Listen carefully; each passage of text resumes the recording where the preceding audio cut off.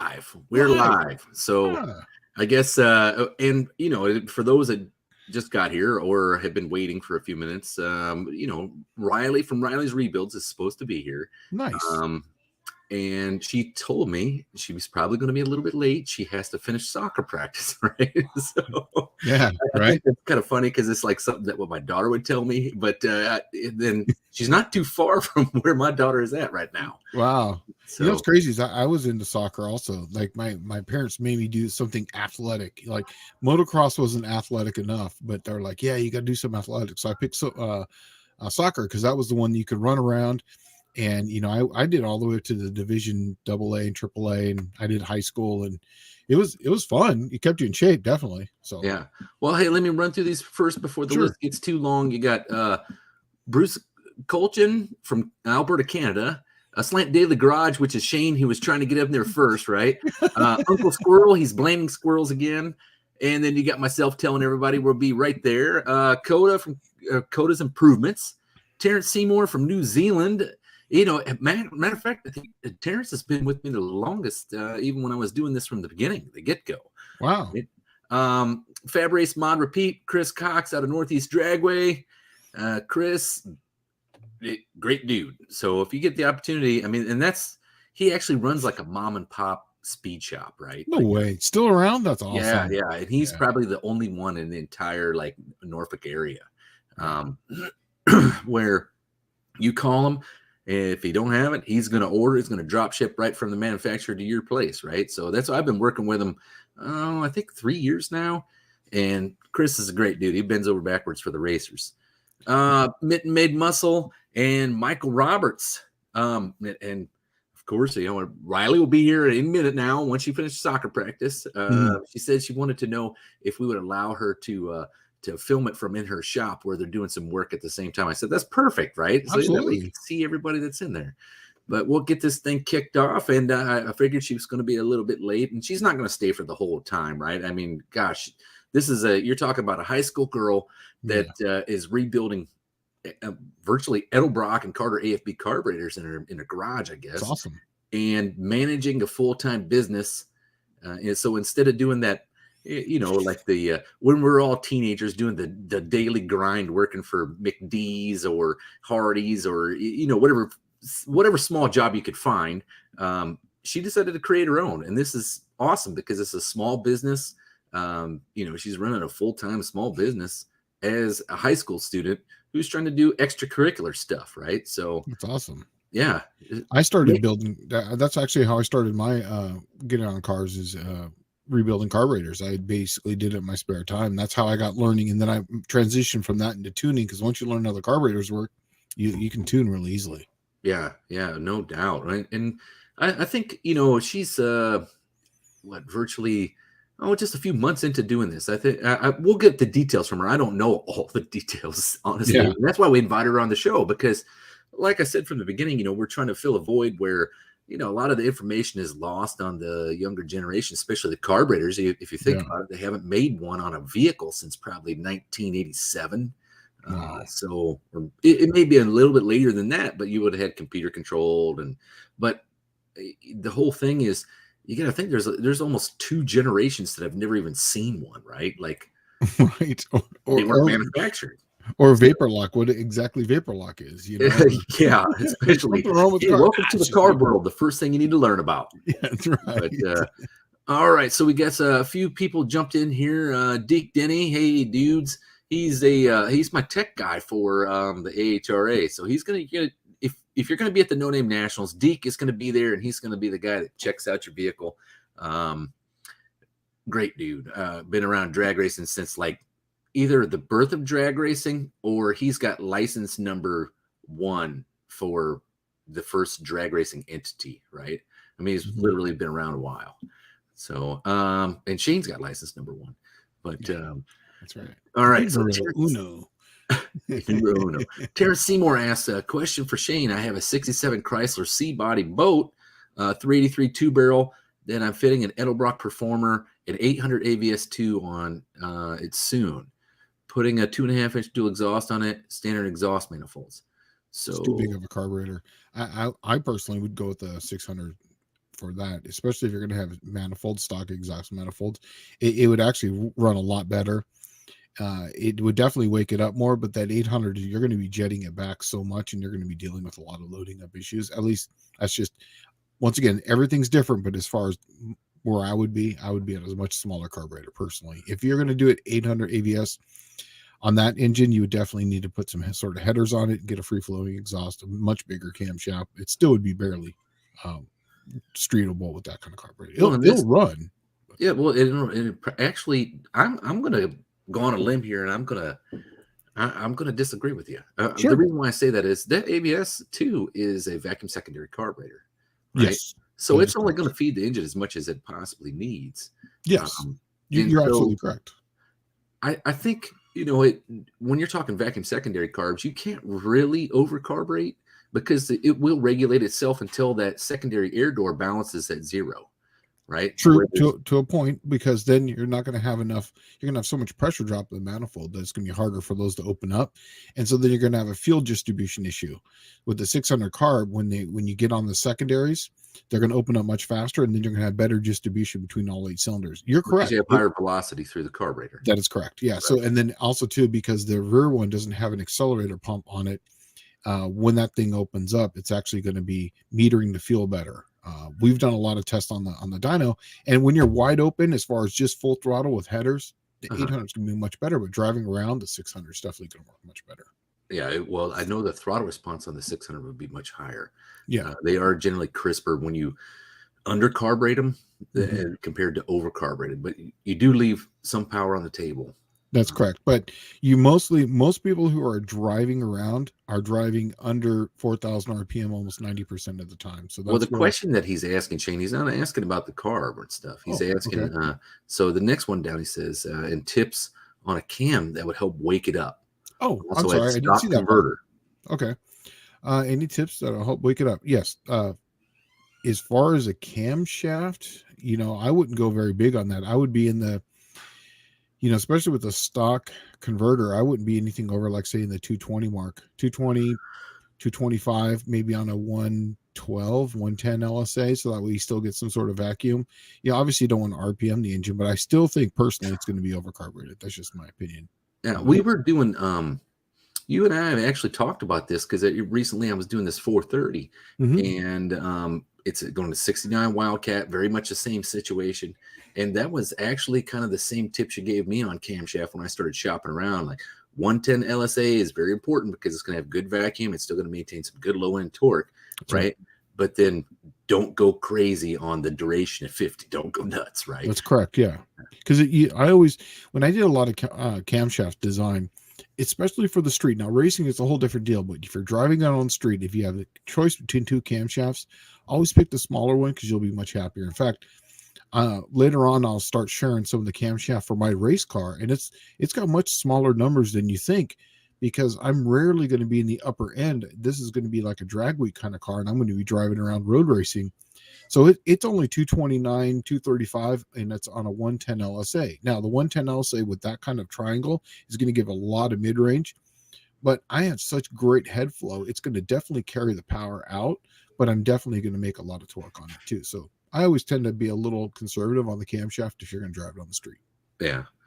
Well, Deke Denny says a bunch of line techs these days have never put a screwdriver to a carburetor. And that's because they probably don't even know what a screwdriver is anymore. Right. I mean, it's literally like just plug your laptop in, diagnose, change a couple of parameters on it, and then replace the part that needs to be replaced if necessary. Yeah, exactly. And that's the thing I always liked about carburetors and, like, say, either points or electronic ignition is they're almost infinitely adjustable.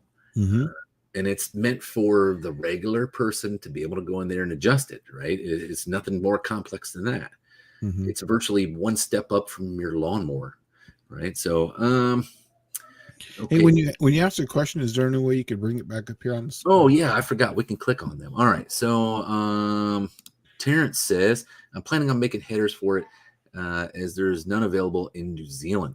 Oh, well, then you're then golden, and stay with the 800 and you'll be just fine. You can actually go with probably a little bigger carburetor, not carburetor, but I mean camshaft at that point. I'd go with probably a 225 then. That would definitely give you something that's going to work well. But the stock, stall converter, that's what's really gonna kind of kill Buck us. does it popped in here and said hello everyone. So yeah, so Terrence says, cheers, guys. I'm going to have to stick with the 800 as I ordered it from the States, and it's all I have. That's Right. fine. You'll be fine, man. Yeah, you'll be fine. It'll allow for room for growth, right? Absolutely. Yeah, you'll grow into that. Yeah, absolutely. Especially if you put the headers on there and really play with this camshaft, because in reality, all of that stuff is going to start to work together, right? At that point. Yeah, and Terrence, if you send me your engine setup and everything, like what head you're running, the actual head numbers, the intake you're running, so on and so forth, give me the exhaust you're running. You could send it to Slant Daily Garage at yahoo.com, or you could send it to Pulido at edelbrock.com, and I'll get you the right camshaft. We'll get you hooked up. He really just wants it loud and obnoxious. Well, yeah, but stock converter. So we can make it loud and obnoxious easily. We'll just tighten up the LSA, extend out the exhaust duration, and that will kind of give you like one of those, like, what do they call them? Whiplash or thumper cams, whatever. Yeah, whatever they call it. We talked about this before. So Terrence, I'm telling you, if you're going to order a camshaft, Shane's the right guy to talk to about this. Because in reality, so this 430 I'm working on was the same kind of predicament. Heavy car, stock converter, the same thing. We talked about it. And really what you're going to find is when you start going after like a thumper style camshaft or a voodoo, you're going to lose about anything that you're going to gain from that camshaft. It's all sound at that point. It's all the sound, right? And you're blowing the power right out the exhaust. That's what's giving you the sound. Right. When you blow the power out the exhaust, that's actually your efficiency, and your fuel economy is going to go down and the performance is going to go down. Right. Because the cam is made just for that choppiness sound, right? That's all it's made for. So we had actually talked about this for a while, trying to compromise to retain all the power and the torque, be able to run the power brakes, because those big cars, let's face it, I mean, there's a reason why power brakes were invented, and those are the cars it was for. Exactly. Right? Yeah. The whole idea was to keep all that stuff, have your cake and eat it too, right? So you're making a little bit of compromise on a little bit of duration or a little bit of LSA, but you're maintaining all that power and still having some of that choppy sound. Area under the curve is exactly what you're looking for, not just the peak numbers, but how long do those peak numbers stay there? Well, Coda Improvement says building a 65 273 Dart 2-barrel and converting to Commando specs with a 4-barrel. Edelbrock D4B intake and domed pistons. Any thoughts on using the stock exhaust manifolds or switching to headers? Headers, always. Go to the headers if you can. Especially in that kind of car, the stock manifolds look really funky, especially on the driver's side. It's got this like little curvature thing that goes around the steering shaft. So the headers are gonna, now there's a few companies out there that make them so that way they go to where you have to go through the fender wells. I think what it's Schumacher headers, or I'm not sure who does them, or TTI makes a few. And this way you can kind of bolt them up in there, but I definitely would go with the headers, especially nowadays. The headers are so good. They're not like the old ones, $100 super chop headers, Yeah, and here's the unfortunate thing is I have noticed that headers have went from like, $200-300 a set to like $600 or $800 these days. Yeah, right? Everything's $1,000. It used to be everything I'd walk past like a race car and it was $500. Now you walk past it, it's $1,000. Yeah, that's rough. I mean, I guess that's just the way things are going at the moment, But so Max Wedge Dick Dastardly says I had two 600 Edelbrocks on a bone stock 440 factory manifold and stock converter. It worked perfect on the street. Exactly. Yeah, because with the 600, especially with the stock manifold and stock converter, it's going to be able to power right away. With the 500, with the 800, you're going to have to get that velocity up, so it's going to want to bog down the converter. All right, so Devin Bound says, I'm building a 78 Malibu for the Lemons race. Nice. For Shelton, Washington. Best OEM cam for a road race 327 2-barrel. I wish I had a catalog for the comp. I don't have it here. I would like to know. So 67 2-barrel. So you're looking at really Yeah. you're looking at stuff from that era, right? And what's going Yeah. to work with a 2-barrel carburetor. Well, a lot of that stuff, I did a lot of circle track cams for the 2-barrel class. So they had to have a spec. They had to build enough vacuum at say 1,000 RPM.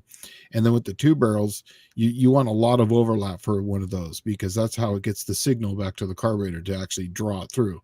So they're usually on really tight LSAs, 106 to with, on a 230, 240. The reason for that is so that way you can kind of get that signal in the 2-barrel, and they're going to hit a point, especially if it's like say a 500 CFM on a 327. They're going to hit a point where they just don't RPM anymore. It's just hard enough to get the air through them. But you're going to still going. That's the benefit of that 327. Yeah, I don't know RPM. if it might be worthwhile just hitting the junkyard, score yourself a 4-barrel manifold off of some later Chevrolet product with an aluminum 4-barrel. Even though it's EGR and stuff, it's still going to be so much better than that 2-barrel. Yeah, and the best OEM cam, there's really not, for especially for something that you're going to be racing. I would go with something that's really slow masters, something that's going to last forever in that, so that way you can really beat it up and it's not going to really cycle the valve train. And I'm doing a Lemon's car right now too, and I think in all honesty, Lemons is a little like, it's like, I don't know, half removed from Demo Derby. Right. And then you're looking at road racing application. The problem is people always go after big number horsepower, right? And in road racing, that's not where you're at all. No. Road racing, you're looking at mid-range. You want to have, when you roll on the throttle coming out of the curve, you want it to have as much mid-range torque as possible so it goes up through the gears, right? Yep.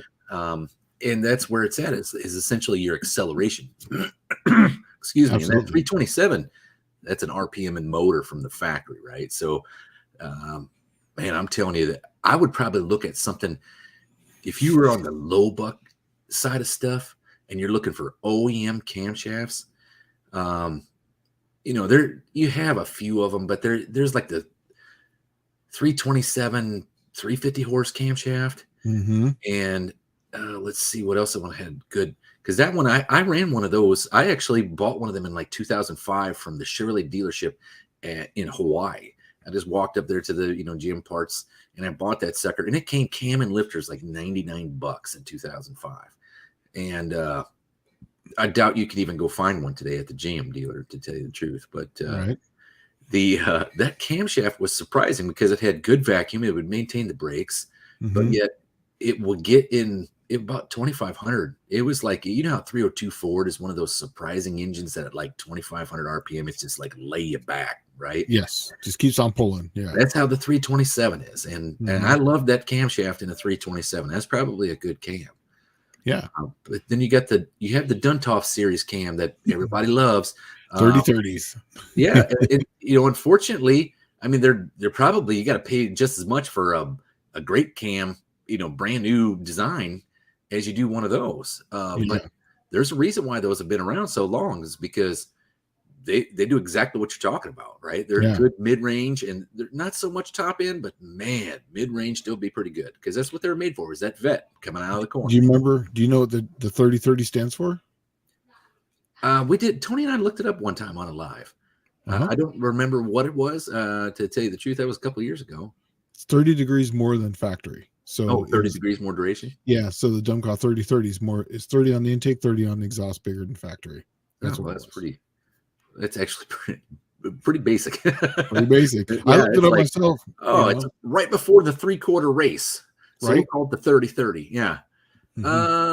See, John Wilburn says, I learned from David Vazar, just how important efficiency is to power. Absolutely. Right. Efficiency is your big number. And that's what John was telling me, that, Vazar rates all his stuff on torque. Right. So he doesn't look at horsepower numbers really so much. It's 1.4 foot-pounds of torque per cubic inch is the ideal number. Yeah. Torque is where it's at. Yeah. Well, yeah. And horsepower is just a mathematical figure of RPM, torque, right? Torque. Yeah, it basically crosses at 52, and it's just torque that you carry out in an RPM. It's just so yeah, one's a dependent, one's an independent variable of each other. So that's basically what it is. All right, so we got everybody's greeting each other, which is cool. Let's see, we got Zero in the house. He was always the mod on Tony's Wednesday Night Lives. Okay, Don English is here. Colleen Tebow has snuck in. Max Wedge Dick Dash release here. Let's see. Let me catch up. Like I said, I'm terrible at this. I always fall behind. Let's see. Ed Zero says Lemon started innocently enough, then quickly became hardcore racer, dressed as crappy old stuff. I'm literally building a Lemon's car right now. I saw it. Like, I would not say it's hardcore racer. It is literally like the bottom of the barrel. We stuck to the original intent of the thing, and if it keeps up with anybody, great. My plan is we're going to take the Bowling Green. I'd like to set the mile-an-hour record up there for the Lemons race. That's my goal. And, it's at the National Corvette Museum. If it can be on par with at least like a, I don't know, third-gen Corvette, I'd be happy. Happy. I do want to correct John Wilburn on one little thing. He did say here, horsepower is a function of torque and speed. It not 100%. It's actually horsepower is a function of torque and RPM. I think he was probably saying engine speed is probably. Is that what he meant? Okay, well, I'm sorry. Maybe. Jonathan Couchy says, hello, did you know that all cars made after 2015 have a kill switch in them so they can be killed remotely? No. I had no idea. Never did I. Makes sense with the way today's going. Right? Yeah, car chase no more. Boop, boop, done. Exactly. But Makes you know what? sense. Wait a second. I might have to say something on that because I see some videos on YouTube where these guys are on Hellcats and they're outrunning helicopters. So how, at that point they could just click it off and shut it off. So I don't know. Well, NSB Custom Cars is here. Oh man. Oh, the wifey. And the wife snuck in here? Yeah. Oh, she says happy Wednesday. Happy Wednesday. Oh, I just got a ding on my phone. I wonder if that's Riley. Okay, she says she just got out of practice. And she'll be on at 8:30, right? Perfect. So half an hour before we close this sucker down. So go ahead and get your questions together. At Zero saying, let's see, I'm stoked on your build, but other folks not calling it cheating, but hiding a modern GTO chassis under some stuff. I've seen Miata meant to look terrible. Well, I don't doubt it. I mean, anytime you're looking at racing competition, there's always people willing to spend the unlimited money. That's right. To just take the trophy home. And to me, that takes the fun out of it. There's no more fun anymore. It's like playing the video game with my son, and we get all the cheat codes. It's like, how lame is this, right? Yeah, you're not. There's no challenge anymore. You're just slaughtering people, and it's just like, well, this sucks. All right, so Coda Improvements is asking Dallas any plans for the aluminum 215. I'd like to see that thing hit the road and something. I have kicked around the ideas of. First, I wanted an Opel Cadet and an Opel GT, right? Because a poor man's Corvette with a poor man's V8 in it. So perfect. I thought it would be cool in the Opel GT. Mm-hmm. And now with everything being up in the air on what's happening, I just kind of want stuff to settle down, within the YouTube community, get done with this No Name Nationals, and then focus on something else. But what I've always kind of gravitated back towards is when I took that motor out, the intent was for me to just sell it. I was just going to sell the thing because I didn't need a 215. It's just another project, right? Yeah. And Riley Rebuilds is saying she's on here. So well, she just sent me a text like literally a couple minutes ago.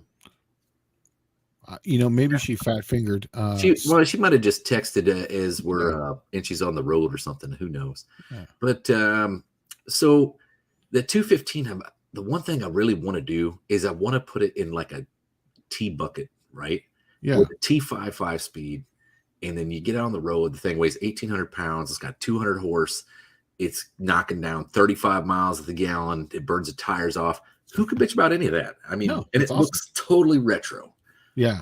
You know that today, actually, I was on my way to work and I saw a K car. Like when I say K car, I mean a real K car.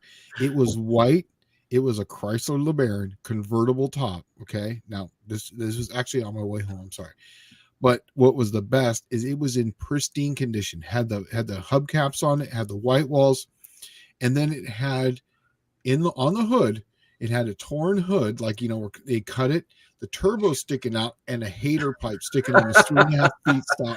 So it's like a 2.2 turbo. It was, yeah, exactly. It was beautiful. Just going down the road, whoa, you could hear that thing. I was just like, that's awesome. That was awesome. I mean, did I ever tell you that when I first graduated high school, I worked for it was a contracted company for Chrysler, right? Yeah.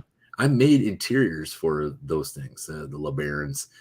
They were the later version, not the K car, right? But like no the Corinthian leather, huh? No Corinthian fine leather. I don't know what came in like 94, 93, right? Yeah. They were the rounded ones, but they still had like 2.2 turbos in them. Yeah. Oh, yeah. And you could get them with a stick or an automatic. And man, those things were actually a blast. I used to boost them all up. I'd like get in there because we had company cars that were those cars, right? And I get in there, mat the brake, and then just stand on the gas. And when my philosophy was, when all the dash lights came on, the idiot lights, that's when you let off and you mat it, right? It's perfect. Yeah, and, did a good job. Man, those things actually ran really good, and the torque steer on them was something stupid. I mean, it was literally like pull the wheel out of your hands. You're trying to steer it back straight, but it's going one way. And they were hard to drive. My buddy had a Sundance, and this is I'm not going to tell you his last name is Carwin. Okay, so it's a racing family, right? And it's really his last name. He had one, and those things are obviously front wheel drives, transverse mounted engine, but it's a 904 transmission that's mounted. Oh, really? Transverse, yeah. And then where the sprag would be, just on the other side of that, it's got 2 gears that run down to the ring and pinion, right? So his dad worked for Mopar. So we bought these gear kits to where it changes the final drive that goes from one to the next. And man, did it wake that thing up. It was like wicked fast afterwards. That was a turbo car? Yeah. Oh, yeah. It was like essentially once you got it under heavy load, that's when the turbo really. You want the turbo, exactly. Right? Yeah, you wanted to load it. So we didn't it loaded that thing up, and it just kept on just pulling and pulling. You're like, wow, this thing was insane. Yeah. I always wondered why Chrysler didn't take that entire front drivetrain and then build like, you know how they did the Prowler in like the late 90s, early 2000s? Right. Why didn't they put that combo in a little roadster where it was a rear drive? Carroll Shelby absolutely loved that motor, and it was just in the wrong conversion of the car. If you remember those Chargers that he did, the Shelby Chargers, from that same era, I mean, they were dang fast for really what they were. Yeah. But everything is on the front, everything, right? So you go to steer and it's got so much oversteer, you can't steer it, right? That's right. Yeah. And if they would have just put that in the rear, kind of like a Fiero, they would have been monstrous. Yeah. All right. Well, we're missing a lot of chats here, and Auto Salvage Outlaws has jumped in here, and they've pretty much called out everybody. Hey, how's it going, Auto Salvage Outlaws? Everyone's recognizing that Riley's in the chat now. She's on her way home. She says she's still in the car. Dizzy Izzy, all right, says hello to all my friends, even Dallas and Sean. Who's Sean? Shane. Okay, Shane. Close enough, right? Yeah, well, it don't matter. You're the S word, right? You're Dr. Right. P. Sure, I can dig that. Jonathan Couchy, let's see here. A 2-stroke leaf blower running for 30 minutes puts out as many hydrocarbons as a 2011 6.2 V8 Ford Raptor driving 3,884 miles. I mean, I can believe that. There's literally no fuel management on those things, right? No. I 100% can believe that because it's 2-stroke, when I was stationed in Japan, I couldn't have a car. I was like an E1, right? So they're like, you're an E1, you have no rights, so you can't have anything. Oh, okay, perfect. So I went and bought an RC car on base, and it was a nitro-powered RC car. And that's the first time I'd ever played with nitro myself, right? Yeah. And man, I fired this sucker up. But I ended up pulling it apart, and it was a little 2-stroke. And what was neat is it wasn't like a traditional 2-stroke with the reed valves. It actually had a valve, like an opening cut in the crank that would line up with the carburetor. Yep. Okay. And then it would travel through the center of the crank, the fuel and air mixture, and into the crankcase of the 2-stroke. And then when the piston was coming down, it would draw the air and fuel mixture up around the cylinder sleeve into some vents on the top. Yep. Well, I hogged that sucker out, that the port in the crank, I hogged it out big time and opened up that notch. Instead of having like let's say 200 degrees of duration. It had like 300, Yeah. I don't know, a lot. And it would idle so weird because it was just so much. So it was way open. Yeah. And it would have raw fuel dripping out of the exhaust. And the smell from that would just be burning your eyes because it's nitro, right? And you're trying to adjust this thing, snot pouring down your face, eyes watering everywhere. And it's just a little nitro car with one cylinder. It's only like 0.15 cc or something. But I can imagine it was burning a hole in the ozone just by itself, right? Like I always think of that when I think of polluting two strokes. I always think of that thing. All right. So let's see here. Okay. Don English says he just got the 62 Valiant. Where do I look for front floor pans? On a 62? I don't think anybody makes them for that year model. Have you tried Classic Industries? I mean, I know they're going to be expensive, but they seem to have everything I need. And so, okay, this is something I ran into actually when I was out there in San Diego when Shane and I were hanging out on a daily. My buddy Stu had a 73 El Camino, right? And it was one of those cars. It's the unloved, right? Yeah, nobody loves it. You remember 73 to like 77, just like nobody would touch them. You could get them for freaking peanuts. Nothing. And it wasn't just the El Camino; it was like any of those A bodies. No. But that 73, no one made floor pans for, and it rusted out. They were bad about rusting out in the what they call the Smuggler's Cove. It's a little access door in the bed. And the sad part is, if the car has actually got a rake to it from the factory, so when it rains, all that surface area in the bed just directs the water right into that Smuggler's Cove. Yep. And even in San Diego, he's got a rotted out car, right? And it's like, well, let's fix this up. How hard can it be, right? So we looked around. Nobody made any floor pans for that car. So we crawled up under there with I had a piece of poster board, and all we did was attach the poster board with pop rivets into the areas that were still there. Okay. Yeah. And then I took some fiberglass resin and I put it over the poster board. Okay. And then once it dried in place, that was essentially your template for a floor. Right? Yeah. So you drill the pop rivets out, pull that whole piece out, and then you would fabricate a piece that's similar to that poster board. And it turned out fantastic. That's awesome. Yeah. But the first time I'd ever done it. But if you don't have floor pans or not available, they're not as hard as everyone thinks, because here's the thing. When you get it all said and done and how beautiful or how ugly it is, no one's ever going to see it. So put the carpet down and move on. You got it. And maybe they'll see it from underneath. But yeah, he's right. I was reading the chats, and classic only goes back to 63, because 63 was that body style. 62 is kind of like this odd deal. That's the one that's like they were all Valiant, right?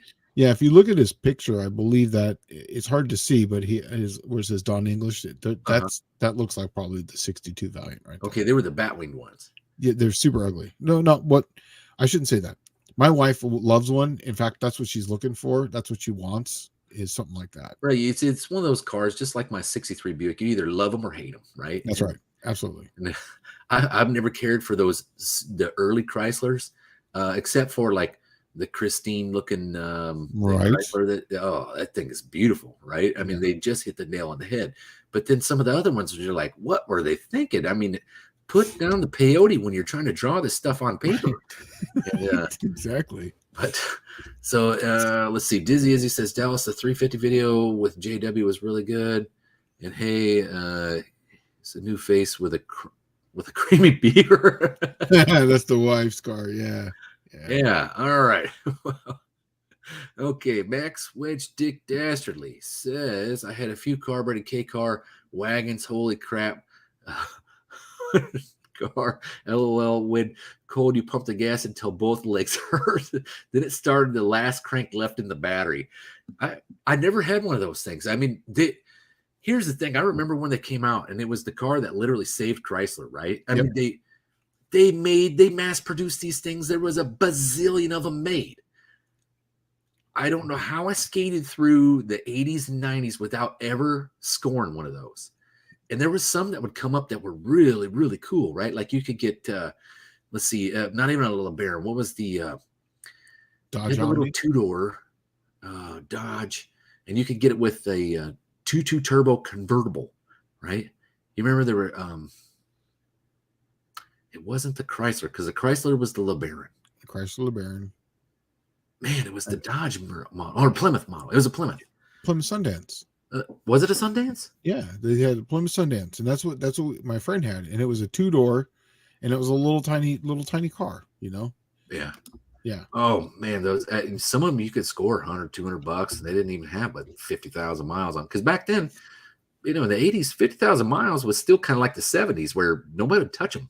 That's a lot. Oh, we got to do work on it now. Oh, I don't. Yeah, no, I'm not touching that. But then, you know, the overdrive transmissions helped them out a lot. The lower cams helped them out, or the overhead cam. And nobody realized how many miles you're actually going to be able to get on one of those. They'd get 200,000-300,000 miles on them, and you're like, holy crap, I should have bought one of them suckers for $200, right?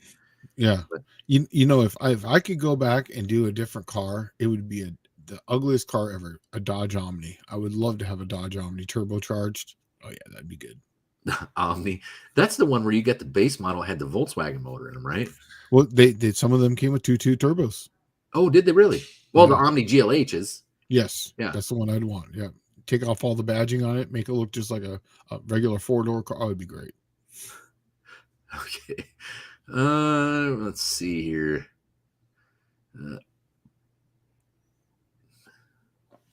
Oh, Andy from Unity Motorsports Garage is. I'm behind, right? Like I'm probably like 2 minutes behind, so I'm just catching up now. But Andy's jumped in here and causing all kinds of hate and discontent. No, I'm kidding. Andy's not one of those guys. If you ever have a chance, he's well on his way of getting Casper together for the No Name Nationals, right? So, oh, he's going to do it still. Okay, good. Yeah. Oh, Andy was it was just a conflict with Tony for some reason that he couldn't get there. But how fast is Andy's car? What do you think it's going to run? What is it? What kind of numbers? What kind of power and weight? Let's just start. Well, I want to say it's a 70 Ford F100 or 71. Oh, it's that old school race car that was an old race car from back in the day, right? Well, it just looks like one. I think originally it wasn't, but it's got the Hemi-headed 427 cleaver Windsor. It's not a cleaver. It's like the Boss 429 head on a Windsor block, right? Wow. And that's the one that's called Mixed Up Boss. I want to say it made 700 horse, and it's got a tunnel ram, and he plans on driving it like everywhere, right? That's how he treated the 393. So it runs on pump gas. Wow. Okay. That's awesome. Jonathan Couchy says he saw a Dodge Omni with a 572 Hemi in a no prep class. And he won. Yeah. Right. That's awesome. Yeah. So John Wilburn's saying that Casper will run in the 4s at half track. Oh. So it'll actually probably, I'll bet with the power to weight, it would probably about run maybe like your Dart does or like my T-Bird does. You know, it'd probably about 620. Yeah, 620 car. Yeah, that's good. 6.0 that's around there. But I mean, it is like a 4,000-pound truck, right? So yes, exactly. That's getting it. That's actually moving really good because I think Tony was going to race him, right? With the he was, yeah. But Tony was just going to spray the crap out of it until the crank fell out. To keep up with Andy and Andy's. Like, let's face it. I mean, that motor's making so much power. Casper wouldn't even probably be breaking a sweat far into the track to run a good number. Yeah. But all right. He says, this is what he says here. I've been working on Casper before the rain comes again. Rain for the next week. I know it literally has rained, and Shane probably is getting it too, because whatever Shane gets, he gets about 8 hours before I do, and then I get it, and then Andy gets it after, like probably 12 hours after me, right? So it rains every day at like 2:30, 3 o'clock. So when I wake up in the morning, the grass is all wet. You can't mow. You got to wait till like 11 o'clock. It's hot and humid as all get out, right? If you don't mow at 11 o'clock on the dot, by 2 o'clock, the rain's coming in and it's smacking the ground again and you can't mow. And then when you finally do get that nice sunny day and you go out there to mow, it's 8 feet tall because it's literally mowing, or it's raining every day. Yeah, right. Oh, rough times. Let's see here. Yeah, John says mid-6s is my guess. I'm assuming it probably is going to do a little bit better than that, because as much horsepower as that thing's making, my car used to run 620s at 108. And your car was about the same thing, right? Yeah, mine was 3,000 pounds with me in it. It was actually 30-60 with me in it down the track. Okay, so I was 28. I was about 2,800 pounds with Mhm. me in it. Um, now, did yours? It ran about 108, 109 mile an hour, somewhere around there. Yeah, there's one time I got a 111 out of it when I went 6 when I got down the hill. Now this is all Barona time that we're talking Right. about. Yeah. Barona's, So high altitude. yeah, 35, well, 3,500 foot with a DA of like 4 or 5,000 foot. It would run a 620 up there, you know. Yeah, and that's exactly how my car was. But so what I was going to say was Andy, he's probably looking at, and mine had a 390 gear in it, right? Shane's probably 430. 430, yeah. 430. Okay. So, and he's a little geared a little bit better for the 8th mile. So you're probably looking at with the kind of power that thing's making. I bet it does probably do a 111 to 113 Yeah. mile an hour. Yeah. Now, if I had to guess on Casper, just by what year's the truck? What year's the Ford? What's that? What year's the Ford truck? Oh, like a 70 or 71? Okay, so you're figuring what, 3,800 pounds vehicle, maybe? Yeah, Full chassis? it's probably 3,800 to 4,000 pounds. Yeah, so with that kind of power, if I had to guess, I'm going to go with 660s. 660 is 650 to 660 is what I'm going to guess, only because of traction. That's the only thing, is because there's no weight in the back unless he's got a way to, Right. put some weight in there. Oh, it was running good with that 393, and it sounds pristine. That's awesome. Right. So let's see here. Oh, yeah, that's right. Chris Coxton gets the rain 24 hours exactly after me, right? So whatever weather I have here, which is kind of cool because when we're doing an event out there at Northeast, I'll walk up my driveway and I'll call him and say, look, it's raining here, man. Be prepared. That's awesome. And he's like, oh, well, it's hopefully it misses us. It gets here at 2, 3 in the morning. And sometimes it does. Sometimes it doesn't. So yeah, we just had massive rain today. On my way home, it was raining the whole way, and then as soon as I get near the Memphis area, just cleared right up. Wow, I think I'm getting lucky because we haven't got any of that today, actually. Oh, you're good. Yeah. All right. So Andy says, I think 680s is a good number. It would run 730s with the 393. I think you're going to do better than 680s, buddy. If it's making 700 horse. If it's making a real 700 horse and the weight of the vehicle, I'm really right there. 650 to 660 is what that's just my guess with the I've only been to the track one time, but I'm going to say that's the first one. And then as far as getting it tuned, you could get that thing tuned way down there easily. Yeah. I think that thing is so neat because it looks like well, they used to Ford actually had like a super stock truck. It wasn't actually a super stock. It was like I don't know, BFX truck. It was an FX class. I don't remember what FX class it was, but it was just essentially a factory experimental for a pickup truck. But awesome. I think it had a 427 high riser in it or a tunnel port. Some weird combination, maybe a sock motor, but at that time there was no telling. It could have been a myriad of stuff, right? Yeah, what was it, like a 3-year time frame? Ford had the high rise 427, the tunnel port 427, the sock 427, and then they went to the 429 Super Cobra Jet Hemi head stuff. Right? Yeah. And that was all within like 67, 68, 69. Or you could have had this small block of myriad of stuff, right? At that time, 289, 302, Boss 302, 302 tunnel port. There was all kinds of stuff. They were busy at Ford that time frame.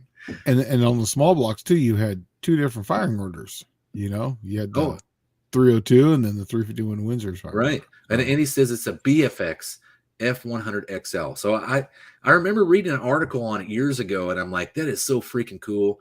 That who would figure a truck? But if you think about it, all those trucks came with FEs all the way up until like 1977, right? Yeah. In fact, that's funny you say that because the very first V8 that I did with a friend of mine was a 390 FE out of his Ford truck. Yeah, that was the very first one we did. We were just kids, but it was still fun.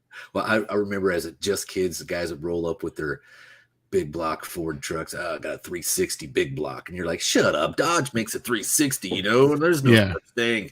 And then come to find out there is such a thing, right? Right. And the sad part was they ran about like a, I don't know, 318 Dodge but they get the gas mileage of a 440 Dodge, right? Right. And then even with the Mopars, you had the 360 small block and the 361 big block. Oh, that's right. Yeah, the Commander Yeah. motor.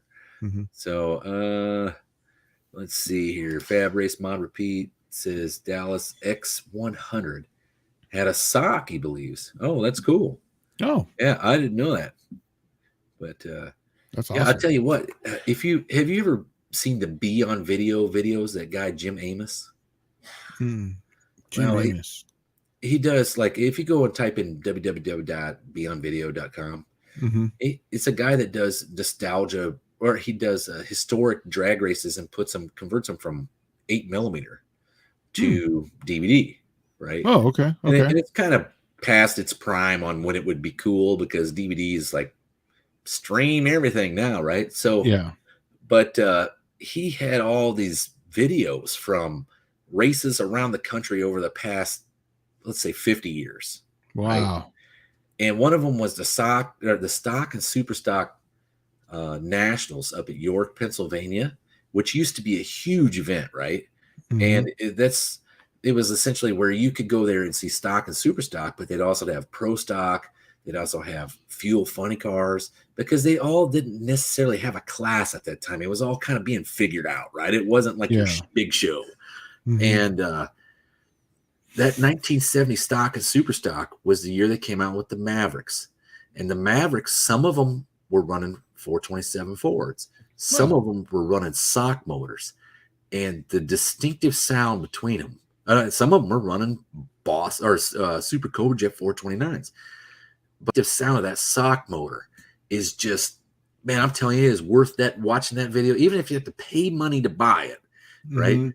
There's a part in there, Gene Turnage leaves at like 8,500 on one of them sock motors. I mean, it's like to the floor, no valve spring flow. It's just revving to the moon.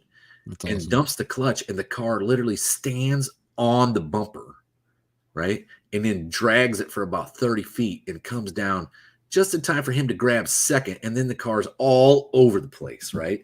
Yeah, Ends up in the grass, sideways, and back up on the track, and still makes a pass. But I think he loses because it's like impossible to drive. Yeah, that's awesome. I love watching those old videos, and you see the guys getting out there. He's getting more rosin. He's throwing out the rosin. More traction rosin. Yeah, I love. Yeah, they get what was it back then? They were taking the rosin from baseball. Is that what it was? And they were using the rosin bag, and or it might have been weightlifting, but I think it was baseball. And they were throwing the rosin bag on the track, and you're like, what's that guy doing? What's that little thing on the track? And he's just kicking it around, and it's rosin in that bag. Oh, yeah. That's the first, prep track that's right you'd ever seen. Yeah. Well, we got 44 in here watching. We need some more questions. So if you got something that's been bugging you, or you can't figure it out, throw it out there, or you need a recommendation, or you just want to tell us shut up. No big deal. Yeah, whatever. This is our Wednesday afternoon now. So I come home, have dinner, play with the kids, come in here and answer some questions. It's awesome. Yeah, I love doing this. I always like this Wednesday night Tech Talk Live, and it's not about pushing product, or it's about just people helping people, help you figure things out, refine your ride, answer the questions that you might have had forever and just didn't have anybody to ask. That's right. Okay, so Jonathan Couchy says Dodge's new electric Charger Daytona is going to have an electromechanical transmission instead of 1-speed to help with acceleration. Oh, well, awesome. I've been asking this for a while. All right. And all right, so everyone, when the electric came out, they were touting how awesome electric was, right? And it's not that I did not know that. It's just I've just never been an electric guy, right? We used motors for stuff in the Navy that's like motors that you literally got to have a town to power the motor. Yeah. But I just never figured they'd end up in cars, because they were kind of a joke. They were all over California in the 90s. Yeah. And most of the times you just see them sitting, and they'd have like 40 batteries in the back, and they'd be at the junkyard, and you're like, oh man, electric car. And then you'd look at it and like, oh, this is so lame. It's like literally like sucks. Car batteries in it. Yeah, it sucks. And a lot of them were like S10 government trucks, right? Yeah. But regardless, the electric motor, if it let's say it makes 700 foot-pounds of torque, and it makes it at 1 RPM. Okay, so that's literally like it barely moving. That's right. The second it moves, it's making 700 foot-pounds of torque. Yes. When they started just revving them up, they make 300-400 horsepower, but 700 foot-pounds of torque is where it's at. Put a transmission behind that thing and capitalize on the torque. Exactly. That's the efficiency. That's what I've been saying, is that use the torque, get a high gear, and that way they can just slow the RPMs down when they're going down the freeway. I agree. Exactly. I've been saying the same thing too. They'll go further probably. I don't know. It depends how much load is on the motor to make it do that. But what's funny is I've been driving out to, I drove out to Virginia for, to actually North Carolina, to Hertford for a couple of events this year. I think 3 times. And every time I've went, there's Teslas broke down on the side of the road. And it's like, I know what they're doing. They're having to charge, and I don't know what you do when there's no place to charge it. Right. Yeah. I've seen them on the freeway. They have the YouTube videos, and they're lined up 30 or 40 deep at a supercharge. It takes 40 minutes. So what do you do then? You just sit there and wait for the 9 hours to get your chance to charge? I thought about actually just being a total douche about it, and then like pull up next to them, get out my electric generator, and it's $65 an hour. Right? How bad do you want to go?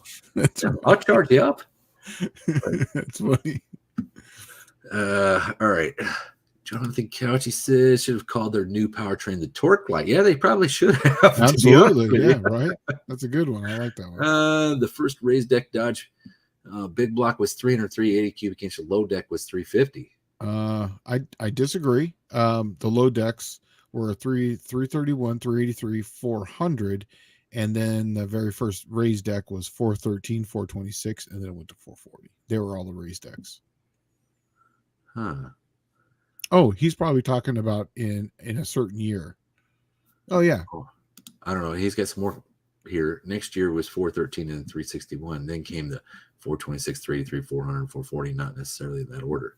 Yeah, he's correct. But the low deck, the 331, the 383, and the 400, were the low decks, and the other ones were all the raised decks. In fact, my favorite engine. I'll forget that. My favorite engine by Mopar is the 400 big block. It's got the biggest bore. It's got a lower deck. It's awesome. But yeah, go ahead.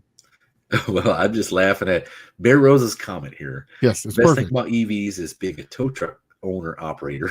Right. Yeah, that's probably money in the bank, right? Yeah. That would behoove you to not install a charging station. Oh yeah. But I don't know. I just look at it like it's going to take a while to transition to that period. And my personal thoughts on it is, you want an EV, knock yourself out. Go get them. I hope everybody gets one. I hope it's 95% or 99% on the road. Because if you think gas is cheap now, take everyone off of it. Yeah. Right? It'll be distressed merchandise overnight. And leave it all to me. Yeah. So, yeah, we'll go back to leaded high test and nobody will even know. Let's see here. Mid Muscle says there's a YouTube channel called Chilling with Chet. He pulls a diesel generator behind his Tesla. LOL. Well before he wrecked it. Okay. It'd actually be really funny to watch that. That would be great. Terrence Seymour, as an apprentice, I changed the hydraulic filter on the NYK battery electric forklift with the control panel open. When I arced out the panel with a 12 millimeter spanner, $18,000 later, it was fixed. Wow. Dang. I'm assuming that must have been the speed controller that he murdered. Yeah, right? Probably. Yeah. Man, that's terrible. That's a bad one. Yeah. So Frank Parks is saying tall deck 383 and 59 and 60 miles. Yeah, that's the early versions. Yes. And I kind of wonder because I've noticed no matter what engine it is, the earlier you go, the more cylinder wall they have, the more thickness to the block. Absolutely. Right? They wanted them rigid because they were really unsure of many different, how does this affect that? How's this? And they're like, oh, we can save some money in casting, so we can make this thinner. And they didn't want rebuilds on them. Well, it makes me wonder, what could you have made out of one of those tall deck 383s, right? how far could they go, or how much stroke would they handle? Um, Right. yeah, I mean, I've never seen anybody do anything with these old, like, let's say in the evolution of the engine, that tall deck 383 would have been so cutting edge at that time, Hmm. 59 or 60. That would have been so cutting edge. It would have been like seeing a flying saucer land in your driveway, right? Yeah. Um, it was just, it was Flying so saucer. new and it was evolving so fast. Yeah. Yeah. But Yeah. oh, Go down to the very last one. Do EVs work well in winter above the Mason Dixon? I don't know. That's a good question. I Yeah. know. All right, so I grew up in Illinois, and Hmm. I do know that lead acid batteries, when it gets down close to zero, Yeah. you would have to have like a, let's say, a 1200 cold cranking amp battery, so that you would have 600 cold cranking amps when it's freezing, Yes. right? Yes. And that was kind of the rule of thumb, was you'd buy the biggest damn battery you could afford, and then Hmm. you hope it start when it gets cold. I don't know about a lithium ion. See, those lithium ions, they act really. They have a lot different characteristics from a lead acid battery, as you can tell when they're fireballing on the side of the road and you can't put them out, right? Yeah. Uh, and the first time I saw that was the Grand Tour. Who's the squirrely little guy on Grand Tour? Oh. Hammond. Yeah. Yeah. Yeah, Hammond. Yeah. Yeah. Hammond wrecked that supercar that was electric, right? Yeah. He's wrecked everything. Right. Well, he wrecked that sucker, and it literally like burned for 3 days. They said it burned for 3 days, burning each cell, and that's where it started. You start thinking about thermal run-on. Is there Hmm. such a thing? Right. Well, it's going, one cell burns, then the next cell burns, and then the next cell burns. Well, if you line them all up and you look at one of these things, there's literally like thousands of cells in these deals. Yeah. It's gonna take a while. Yeah. Right. So it's like, it'd be like your black cat fireworks, and there's no end to them.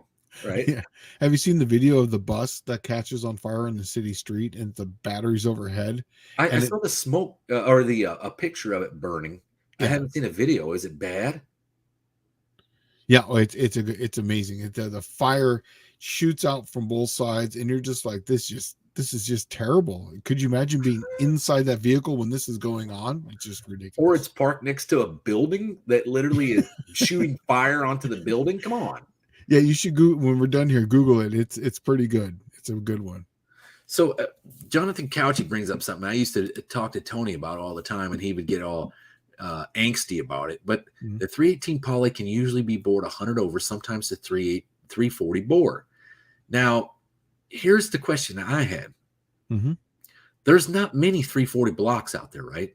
No, And a LA block is a poly without the poly heads. that's correct. Can you get a 318 poly block, bore it to a 340 bore, and then just put LA heads on it or Magnum heads, and bang, voila, you got a freaking 340? You can do it. It comes down to oiling too. There's a lot of different things with the oiling system on those as far as how they oil to the heads. So, I mean, yes, technically you could, but the biggest trick is that people would they would take the later version LA and then put poly heads onto them. I've made a lot of camshafts for that. Well, I've always been interested with this poly thing because it's actually got the same kind of combustion chamber design Hmm. as the Buick V8, which is a pent roof, right? Yeah. Like it's a polysphere, right?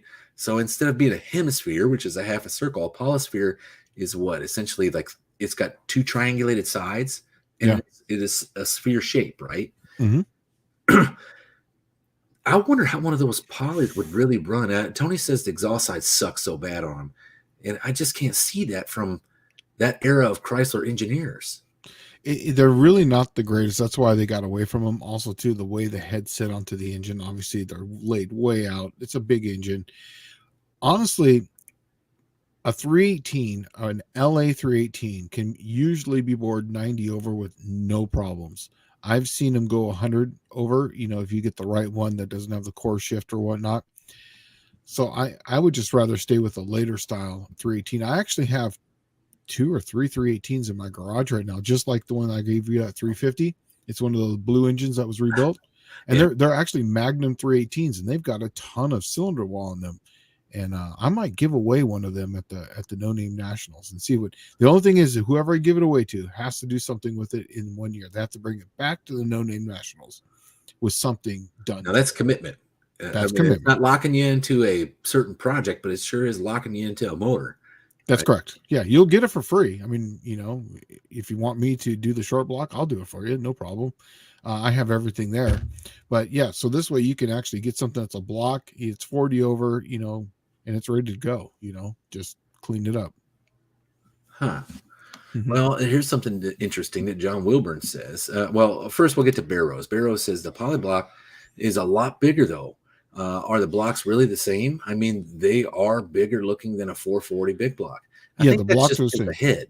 That's correct. It's the head. In fact, that's why the biggest problem Chrysler ever made with their LA that engine, they had everything, shaft mount rockers, 18-degree valves, is that 59-degree lifter. That was their biggest issue, was they didn't bring that thing up 11 degrees where it was 48 degrees. They should have redesigned that, and they probably would have the best small block ever made, personally.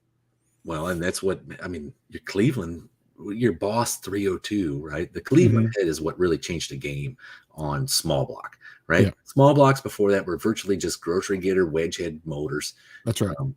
And then when they went to the cannon valve Cleveland head, man, that sucker, that took the gloves off right there, right? That's right. Yeah. But so John Wilburn says the polys are supposed to be thicker. Tony said Glidden's 79 W2 engine used a poly block. I don't know if they can go a full 40 bore, but he wouldn't be surprised. Yeah, because 318s, aren't they like what's their 390? Is their bore size 3.90? 391. Yeah, okay. So I mean that's going up a lot, Yeah, well, Doug Narden saying he remembers a build from Mopar Muscle where they fit a 4-inch stroker crank in a poly block. Yeah, that'd be awesome too. Yeah, they're technically identical. They just basically change some things with the oiling from them to the next. Well, here's Andy saying, after the No Name Nationals, David Vizard and I are looking into building a 318. Should be cool. Hey, you guys should do a poly 318. I think maybe. Nah, probably just Magnums because they're easy to come by. Yeah, but the biggest problem with the polys is going to be the camshaft, because obviously your cam lobes are going to be in different positions. Yeah.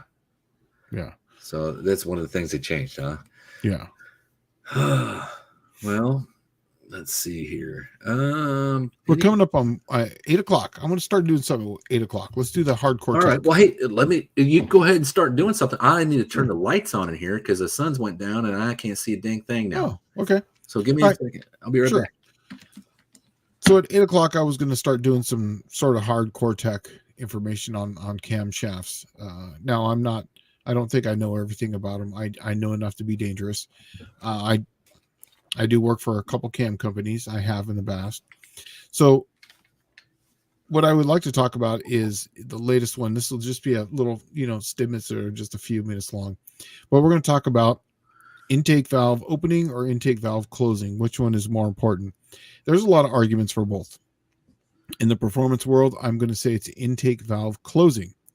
And the reason being is because obviously fuel and air have weight. And at high RPMs, the closer you can get that intake valve closing to, like, say, right around, say, 50 to 60 degrees after bottom dead center, you're going to get the ramming effect. As the air velocity inside the port is moving, you're going to get some sort of ram effect in there, and it's going to charge the cylinder. It's going to fill it better.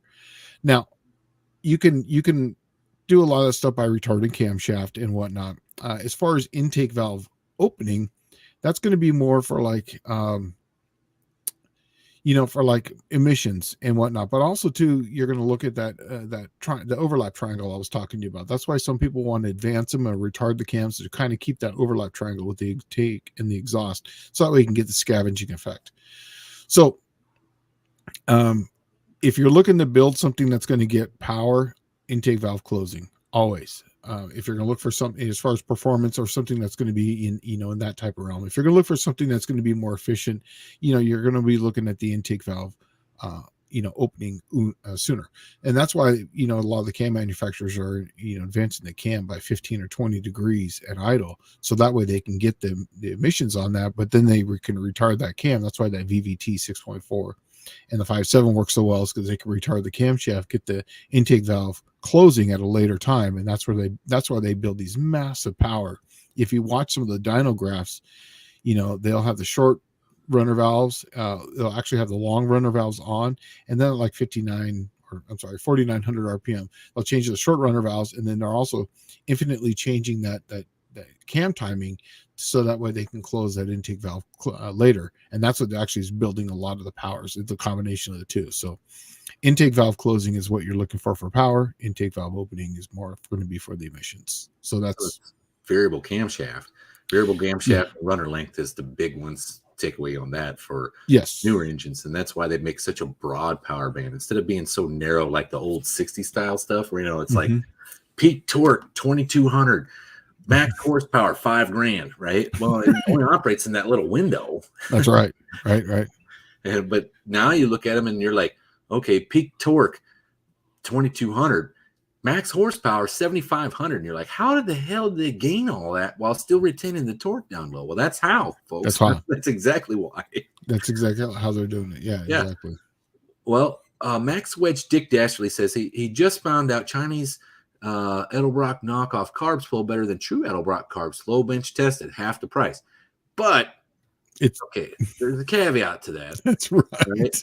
You are getting a Chinese part that is the very beginning of your engine, right? So, like, let's say the butterfly falls off. Where does it end up? Where does it go? Where's the little bolt go? And all those holes have to be drilled at the right diameter. They're probably not. There's probably not the type of checking that Edelbrock I know that we do. I think the funniest thing is when they started getting into blocks, right? And there are guys that be like, oh man, I'm gonna build a small block Ford. I'm gonna use this cheap Chinese block, right? And they'd order this block's half the price of a regular one. No return policy at all, 0. So when you get the block, it's got core shift so bad, it's like literally got a whole extra main in it, right? I mean, it's like, it's bad. And there were guys like, oh man, my block's been in the machine shop for 6 months. Well, have you ever thought why? Yeah. Because this from thing's China so far off. Yeah.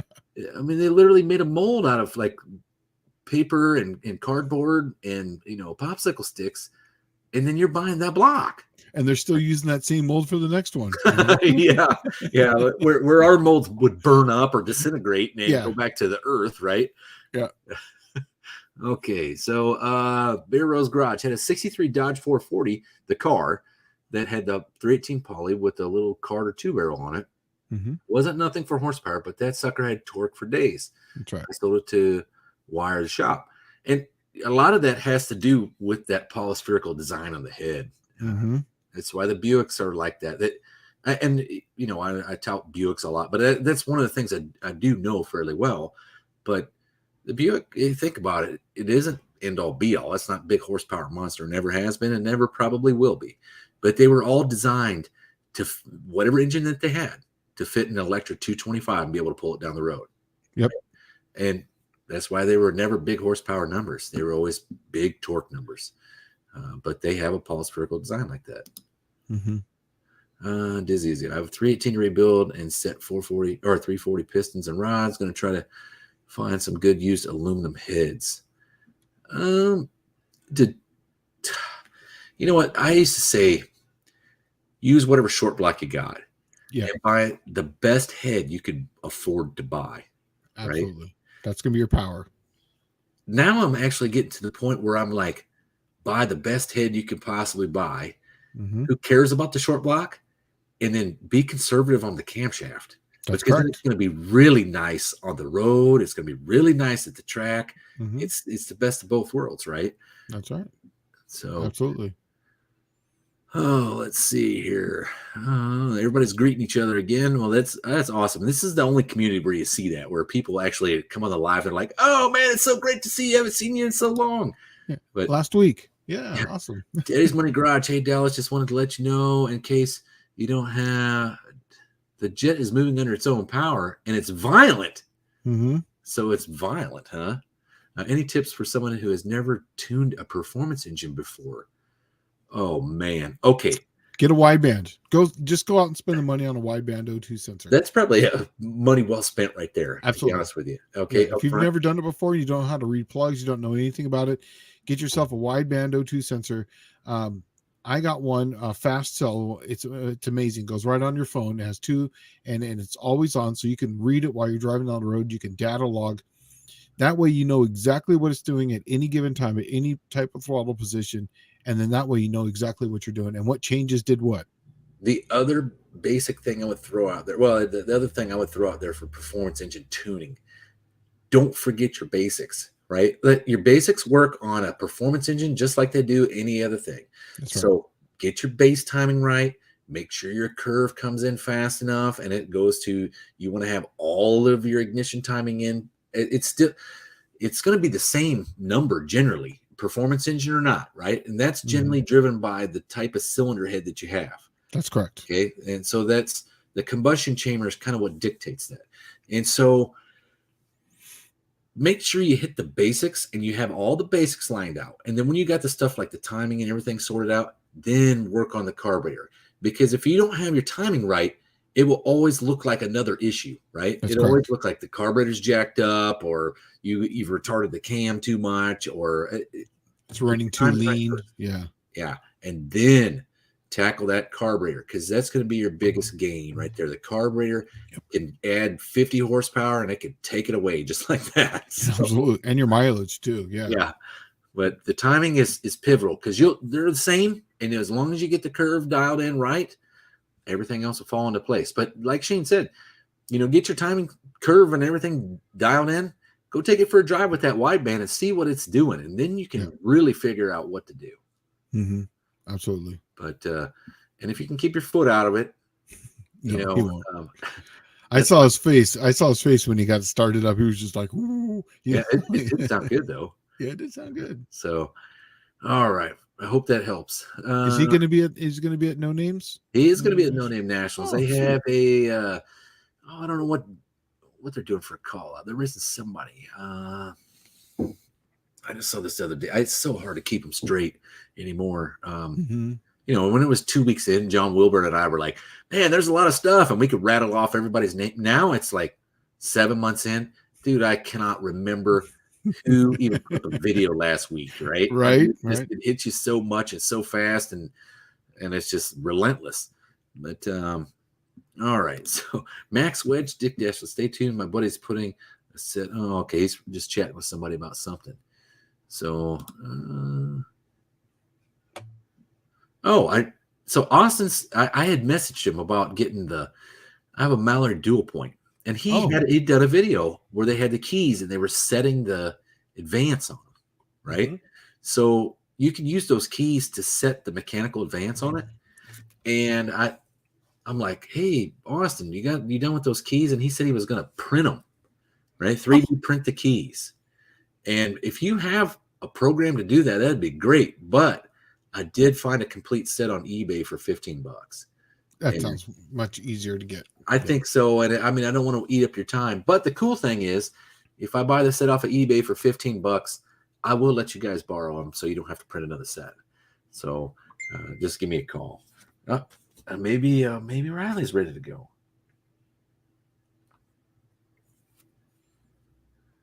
I was going through the chats here while you were reading that. Okay. So, man, I'm way behind. I'm always behind. Let's see. Mexican spec on English. Izzy. Let's see if I can catch up. Holy cow. I was looking at the same thing too. I was like, wow. Yeah, just get back to basics. Don't overthink it. Yeah, he's right. Set the timing, get the timing going. The carburetor is going to be the hardest thing. That's why I was saying get the wideband.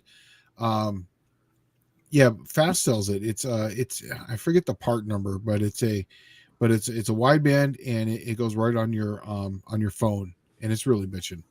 So Riley's here. I'm going to throw her in the live. Oh, sweet. So anybody has any questions about Riley, just go ahead. We'll go ahead and we'll let her tell what she's doing and how she's doing it, because this is an interesting story. I don't know if you folks are familiar with this, but I'll go ahead and throw her in here. We'll get it going.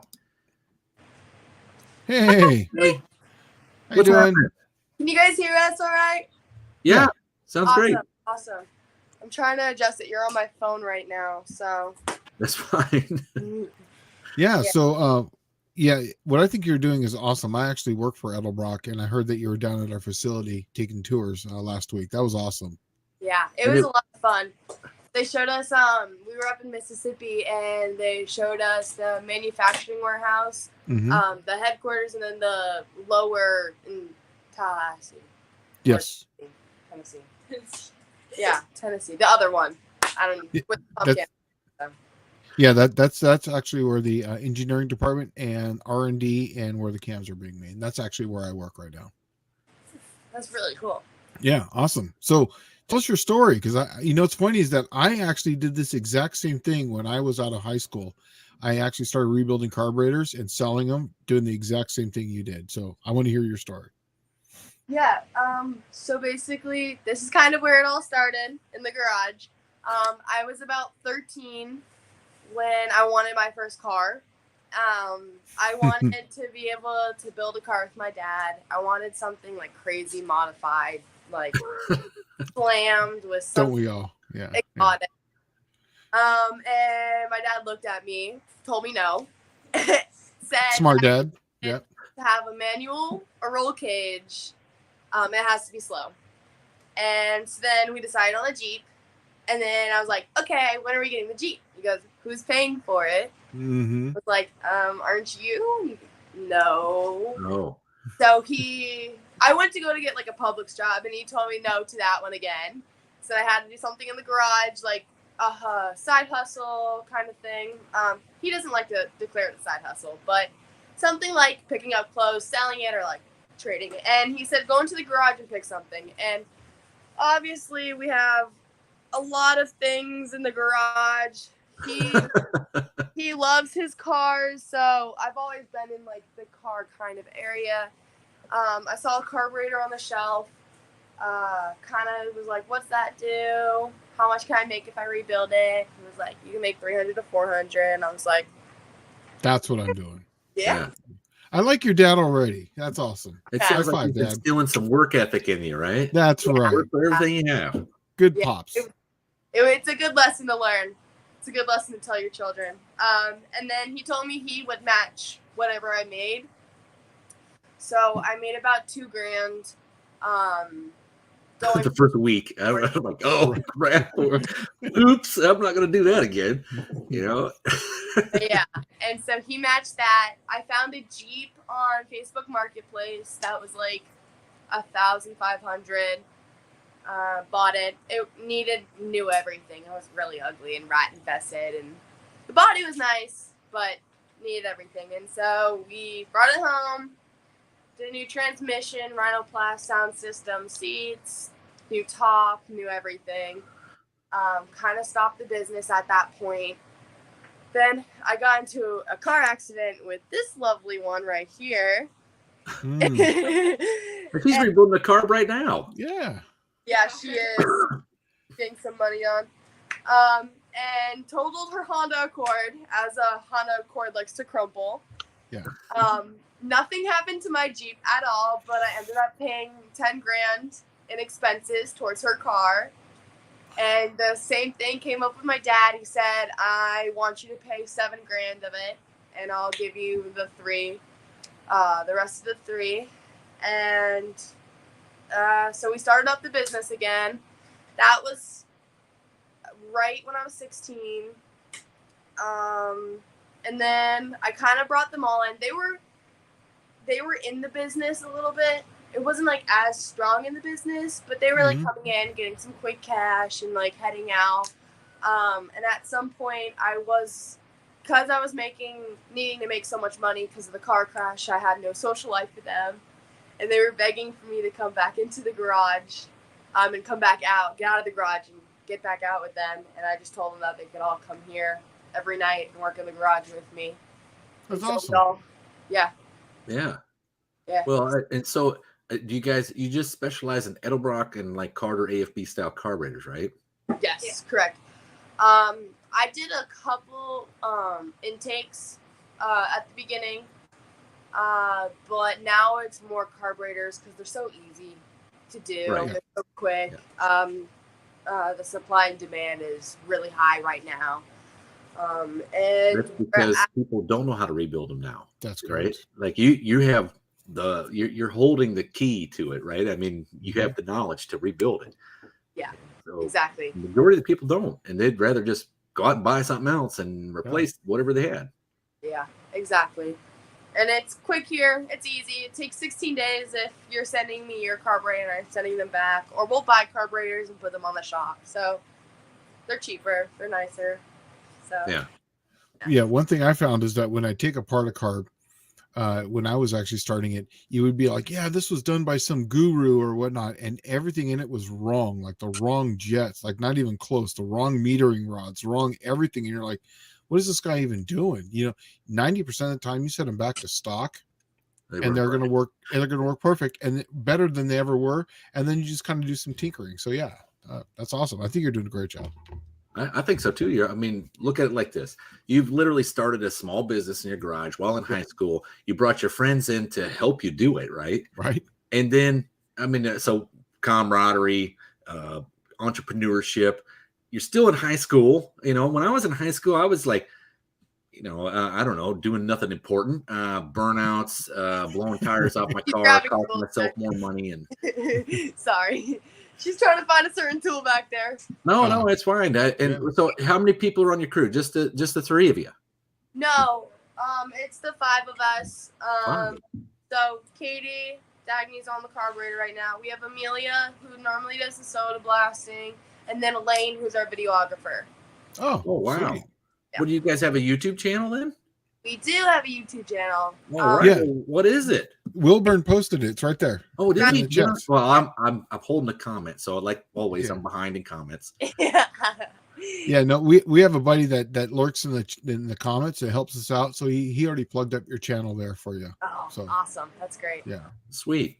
Well, so are you going to branch out to any more brands besides just the Edelbrock, or you looking at Hollies? You looking at? Have you tackled a quadrojet yet, or a thermoquad? Yeah, my dad is the huge carburetor guy. He knows everything. So we've had a couple come in, and he showed me it. Hollies, there's so many variations of a Holly, kits and all that kind of work that it gets a little complicated, especially we have a system that's working already. Okay. And a really cool thing now is Edelbrock just introduced a new carburetor that mimics almost a Holly carburetor. Yeah. Yes, but it's got everything that Holly doesn't have. You would have to tweak. Like, remember I was talking to you guys, Dallas, last week about drilling the holes for the butterflies for large duration camshafts. Oh, there it is. If you look at the side, right there on the side, you can adjust, turn it 90 degrees. Right there, that little screw right there. So that's your bleed. So that way you can actually adjust that so you don't have to drill holes in the butterflies anymore. That is a bleed for high duration camshaft. So you're not just flooding it out when it's idling. Yeah. And the whole, I wish Wesley was on here. He's actually knows this thing a lot more in depth. But yeah, did you get to talk to Wesley? We did. Yeah. Yeah. He's a good guy. Yeah. Yeah. And it has the TPS sensor, the plugs. Yeah, it's really cool. I like the little peepholes in it. Yeah, for the float bowls. Yeah, that's an incredible carburetor. That was what I was telling you about. They can actually take that off of a race car, from a race car engine, and then we put it right onto a stock 350, and it ran perfect. Yeah, because it has the 4 circuits. That's right. It, so yeah, it's really cool. My dad broke it down because I didn't really understand it because he has a drag truck, so he does all the Holly racing carbs and everything. Sweet. Yep. He was explaining it all to me, kind of breaking it down. We broke it apart. It has 16 different screws on the inside that you can adjust. Everything is adjustable to what you need, or you just buy it and put it on your car. That's right. Yeah, you can usually just take it right out of the box. That's actually the hardest thing he was working on, was getting all the calibration correct. But the calibration is beautiful now. So literally, you take it right out. It's 12.5, 12.8, perfect right off the bat. Well, so we're going to go through a few comments here. Are you down for a few comments? Sure. And if it's some questions that Shane and I can help you out, not a big deal, but I don't think we're going to grab too many questions here. It doesn't look like there's many. So Pirate Greg says, very cool. I'm going to do my very best to raise my daughter up to be a gearhead, just like her old man. That's awesome. But don't push it. You got to let them come to you. Like my daughter, I'm actually going to take her to Drag Week with us this year. And so, when they ask, hey, I'm all about it. Bring it on, so I think that's awesome. Yeah. All right. So let's see. Okay. So Zero saying it's cool to hear that some young folks are actually working are looking to work for stuff. Yeah. He's talking about your work ethic, right? So excellent. You're making a big impression here, Riley. I've been on here now a couple of years and I haven't made this kind of impression yet. So Terry CH says, any Edelbrock quadrujets going through? She probably hasn't done any quadrujets, have you? No? Okay. Well, and there was Edelbrock did a quadrujet before they bought the rights to the AFB carburetor. They used to rebuild quadrujets, which was the factory GM carburetor, right? But they're much more complicated than a Carter or that Edelbrock carburetor. Okay, let's see here. Let's see. Do you see any other one, Shane? Yeah, actually, what is your favorite carb? Obviously a Carter AFB, but what is John Wilburn's asking? What is your favorite carburetor? Yeah, which size, like when you build one? So most carburetors do look similar or the same. The big thing would be if it's a choke or not. Chokes obviously take more time to break apart and put together. And I somehow always forget a little gasket that goes in a hole, so I always have to take it apart again just to check. It's that little cork gasket that goes right on the outside. Yep. Guys, can you hand me the pictures? It's on the electric choke. There's a little tiny cork gasket. It's literally the size of a 1/4 inch in diameter. I wonder if you could put an O-ring in there. You'd have to cut it. That's the problem. Is it like a square O-ring? No, it's round. Oh. It's like super tiny, and it goes in one of the little screw ports right here, and so it sometimes falls out too. So you never know if you actually got it in, and if you see something on the ground, you have to unscrew it all. And they're delicate because sometimes they don't come with the full cap, and so you have to put these things on, and they're always like a pain. Yeah. Is that one done there? Yeah, we have a bunch. That looks better than anything I own, right? Yeah. Well, this is the 600 CFM. It's a Marine, so that was just a little bit different. Not too different though. Yeah. It has that fire. What do they call that? That like fire hat or fire resistant stuff that goes over the top. The backfire cap. Yeah. Yeah. Yeah. Well, again, John Wilburn asks, "What is your least favorite carburetor?" Excuse me. It isn't, I don't have a specific model, but how we categorize the carbs that come in, we categorize in 4 different ways. We have the nice, pretty carburetor that has something wrong with it, maybe a jet or a spring or a rod broke or something, and that's easy to fix. We have the battery acid ones that are orange and all charred up and everything. Yep. We have the gunk ones, so fuel has gunked up and became really gross and they're really difficult to break apart. Right, brown and black deposits of goo inside there. Yeah. Yeah, and then we have the In Flames carburetor that's completely black parched. Yeah, I've had cigarette butts in the carburetors before. Yeah. Filter? Extra filtering, huh? Yeah, I guess so. So I think probably the worst one would be the gunk because it's just so difficult to get off, and we break so many carburetors doing that. Because we at some point can't do it with our hands, so we have to put a drill to it and break a screw here and there, and then the carb's completely tossed. We'll grab parts, but it's ruined. Right. I got one off of a sunken boat one time, and it's actually the carburetor that's on my Slant 6 right now. It's a 600, it's a 1406, and it was so badly decayed that I had to leave it in the sonic cleaner for almost 3 days to get the stuff out from the main jet. You know where the main jet goes in, that goes up to the Venturi. I had little beads of wire from like strands of from the just wire from electrical wire, trying to use that to get out the crap. Yeah, so I've been there. What's nice is have the soda blaster, so that Oh. gets off all the grime, and then we tank it.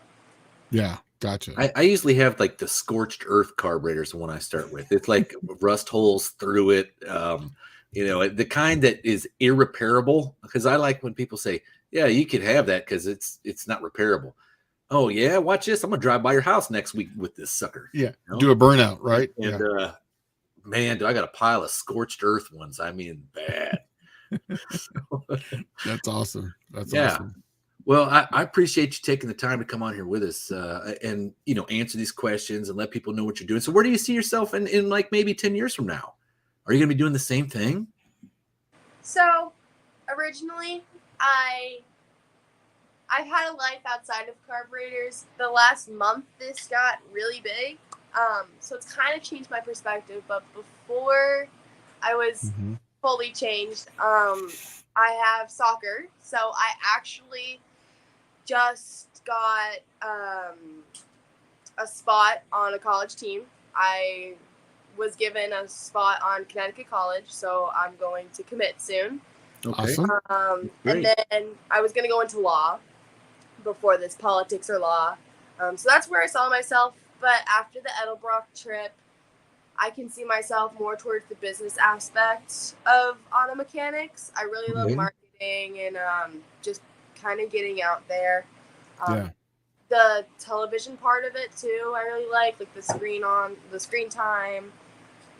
I mean, obviously the hands-on work is great, but I want to be doing that when I get older. That's awesome. And I wish you the best of whatever you do, honestly. I mean, it sounds like you get your head on straight, which is good, because it doesn't always happen when you're this young. So, especially when you get things kind of figured out. I mean, dang, I'm 17, 18 years old. I'm telling you, I was like just short of like beep. I didn't have anything figured out, right? Yeah. And it probably didn't happen until maybe my early 30s or late 20s to where I kind of got a grasp on all that stuff. But it sounds like you're doing a great job. And like if there's anything that I can do to help, just let me know, because I mean, I got a bunch of scorched earth carburetors if you need them. If you guys want to share the pain, I do have a thermoquad, which is kind of interesting because it's very similar to what you have now. Your Edelbrock Carter AFB is the Edelbrock carburetor is originally grown out of the Carter AFB, right? Well, Carter made another carburetor called the thermoquad that actually has a plastic body on it, and those things are very sought after by Mopar restorers because most of the muscle car era cars either came with an AFB or that Carter thermoquad. So that's cool. Yeah. If you need anything from me too, I'm an engineer at Edelbrock, so I'll help you out with whatever you need. So. Thank you. Yeah. Edelbrock's been great, so it's been fantastic with the whole thing. Yeah, well, this has been an interesting story. Is there any other questions in the peanut gallery anybody would like to ask? Let's see here. What about your friend next to you? What do you think about this? I mean, as far as the carburetors coming into this, is this something that interests you? Is this something that you started to do just from hanging out? And is this something that you want to do later on? Yeah, so I've been into cars the last few years. And so when she brought up the carburetors, it was something I was really interested in and started doing that with her. And I could definitely see myself doing, maybe not with carburetors, but definitely with cars and design in the future. She is That's awesome. Car ever. The coolest? I have the Scion FRS. Oh, is that the little small one, like the BRZ kind of thing? Oh, yeah. Oh, okay. Yeah, I know which one you're talking about. I still think it's hot pink and modified, and it's Nice. spectacular. But don't you have like a legit Jurassic Park looking Jeep? I do, yeah. Well, all right. So they're both cool in their right? I mean, Jurassic Park. That's dude, awesome. I would love to have a Jurassic Park Jeep. I was building Jeeps at that time. I painted the interiors for all those. It is that like an orange color right inside the interior. So well, mine's actually like a green, like a forest green. I rhinoplasted it because I'm kind of a beach girl, so I need to be able to just wash everything out. right, yeah, just blow it out with the pressure washer, and that's that, right? Mm-hmm. So, well, does anybody have any other questions? I guess if we don't have any questions, we'll let Riley get back to toiling away with the Edelbrock carburetors in the garage. I imagine it's probably nice and cool in there because I see somebody with a sweatshirt on. I can't imagine my garage. You'd be on fire right now if you had a sweatshirt on. It's a little warm. We have some air conditioning going, but it's a little warm. That's good. All right. Well, That's awesome. Do you have any other questions for Shane? I really appreciate her coming on. No, I thought it was awesome. I think she did a great job. I can't say thank you enough for coming out, and I'm really proud of you guys for getting out and doing this. I think the industry needs more people like you guys. Honestly. Exactly. That's why Shane and I started doing the show was literally like there's a huge gap between Generation X, I guess, which would be Shane and I, which was we worked directly with the boomers building this stuff, right? Yep. And it was generally our dads who was yelling at us while we're trying to hold the flashlight, and we're crying, holding the flashlight, not knowing how to rebuild the carburetor, right? And then here we are. Our kids don't know crap about it. Like, no, there's like a skip. There was like this whole generational skip that just went. They want nothing to do with it, and all of a sudden now it's starting to come back around again, which I think is awesome. So what we thought was, hey, we can throw out some free knowledge, help people out, and make people aware of good causes like this, where you guys you're figuring out, like I said, mechanical stuff, which not a lot of people want to work with their hands these days. But I'm telling you right now, that's where it's at, because working with your hands, you can almost name your price, and it's only going to get worse, right? The other thing is entrepreneurship. You figure out, how to do something, cut your costs, keep your overhead low, make a little bit of money for yourself while providing a good product for your customer at a reasonable price. Yep. Oh, I did have one question. What does it cost? If I were to send you a carburetor, do you have a different, and I wanted to get it rebuilt, what does that kind of cost? Yeah. So if you have a carburetor and you want your carburetor back, that's $145. That's nothing. That's awesome. That includes the shipping fees and all that. And then we have, depending on what model it is and what it is kind of on the side of the Edelbrock, it is going to range from $300 to $400. Sometimes they'll drop into $250, depending on how crappy they are. But normally all of them are pretty good. There's some carbs you just can't get out all the little details and stuff, and they're not car show ready. So those are on the cheaper end. Yeah. So if I sent you that one that was had literally like a fire under the hood and it was just a molten blob, can you guys repair that? Yeah. So give it a shot. If not, she'll sell you one. How about that? Right? That sounds like a plan. All right. Well, hey, I appreciate you taking the time to be on here with us. I mean, we're just a couple of clowns just having fun here on the intranet, I guess, and sharing some knowledge. And I appreciate you coming in here and laying the smackdown on some Edelbrock carbs for us. Two clowns that have no social skills except for cars. How about that? Right. If you couldn't talk carburetors, this would just be a very awkward conversation. Yeah. So, all right. Well, hey, thanks. Is there anything that you guys want to throw out there for our viewers? We got 54 people watching right now. No, just push your children into getting into it. If anything, just put them in the garage while you're working on something, and they'll get addicted to it. Make them hold the flash. Yeah, make them hold the flashlight. I started off. Yeah. You yell at them when they're holding it. Right? Now, one more question. Are you going to put the new Edelbrock carburetor? Is your dad going to put that on his race car? On his drag car? So actually, we're going to go test it on a dyno. We saw it on a dyno at Edelbrock, but we have a couple more engines. We have a local dyno, and he's offered if anytime we needed to come and test any carburetors. We told him we had this, and he was ecstatic. So he's like, please come over. We'll put them on all the engines we have possible. We'll put them on everything. And yeah, my dad's going to put it on his drag truck probably.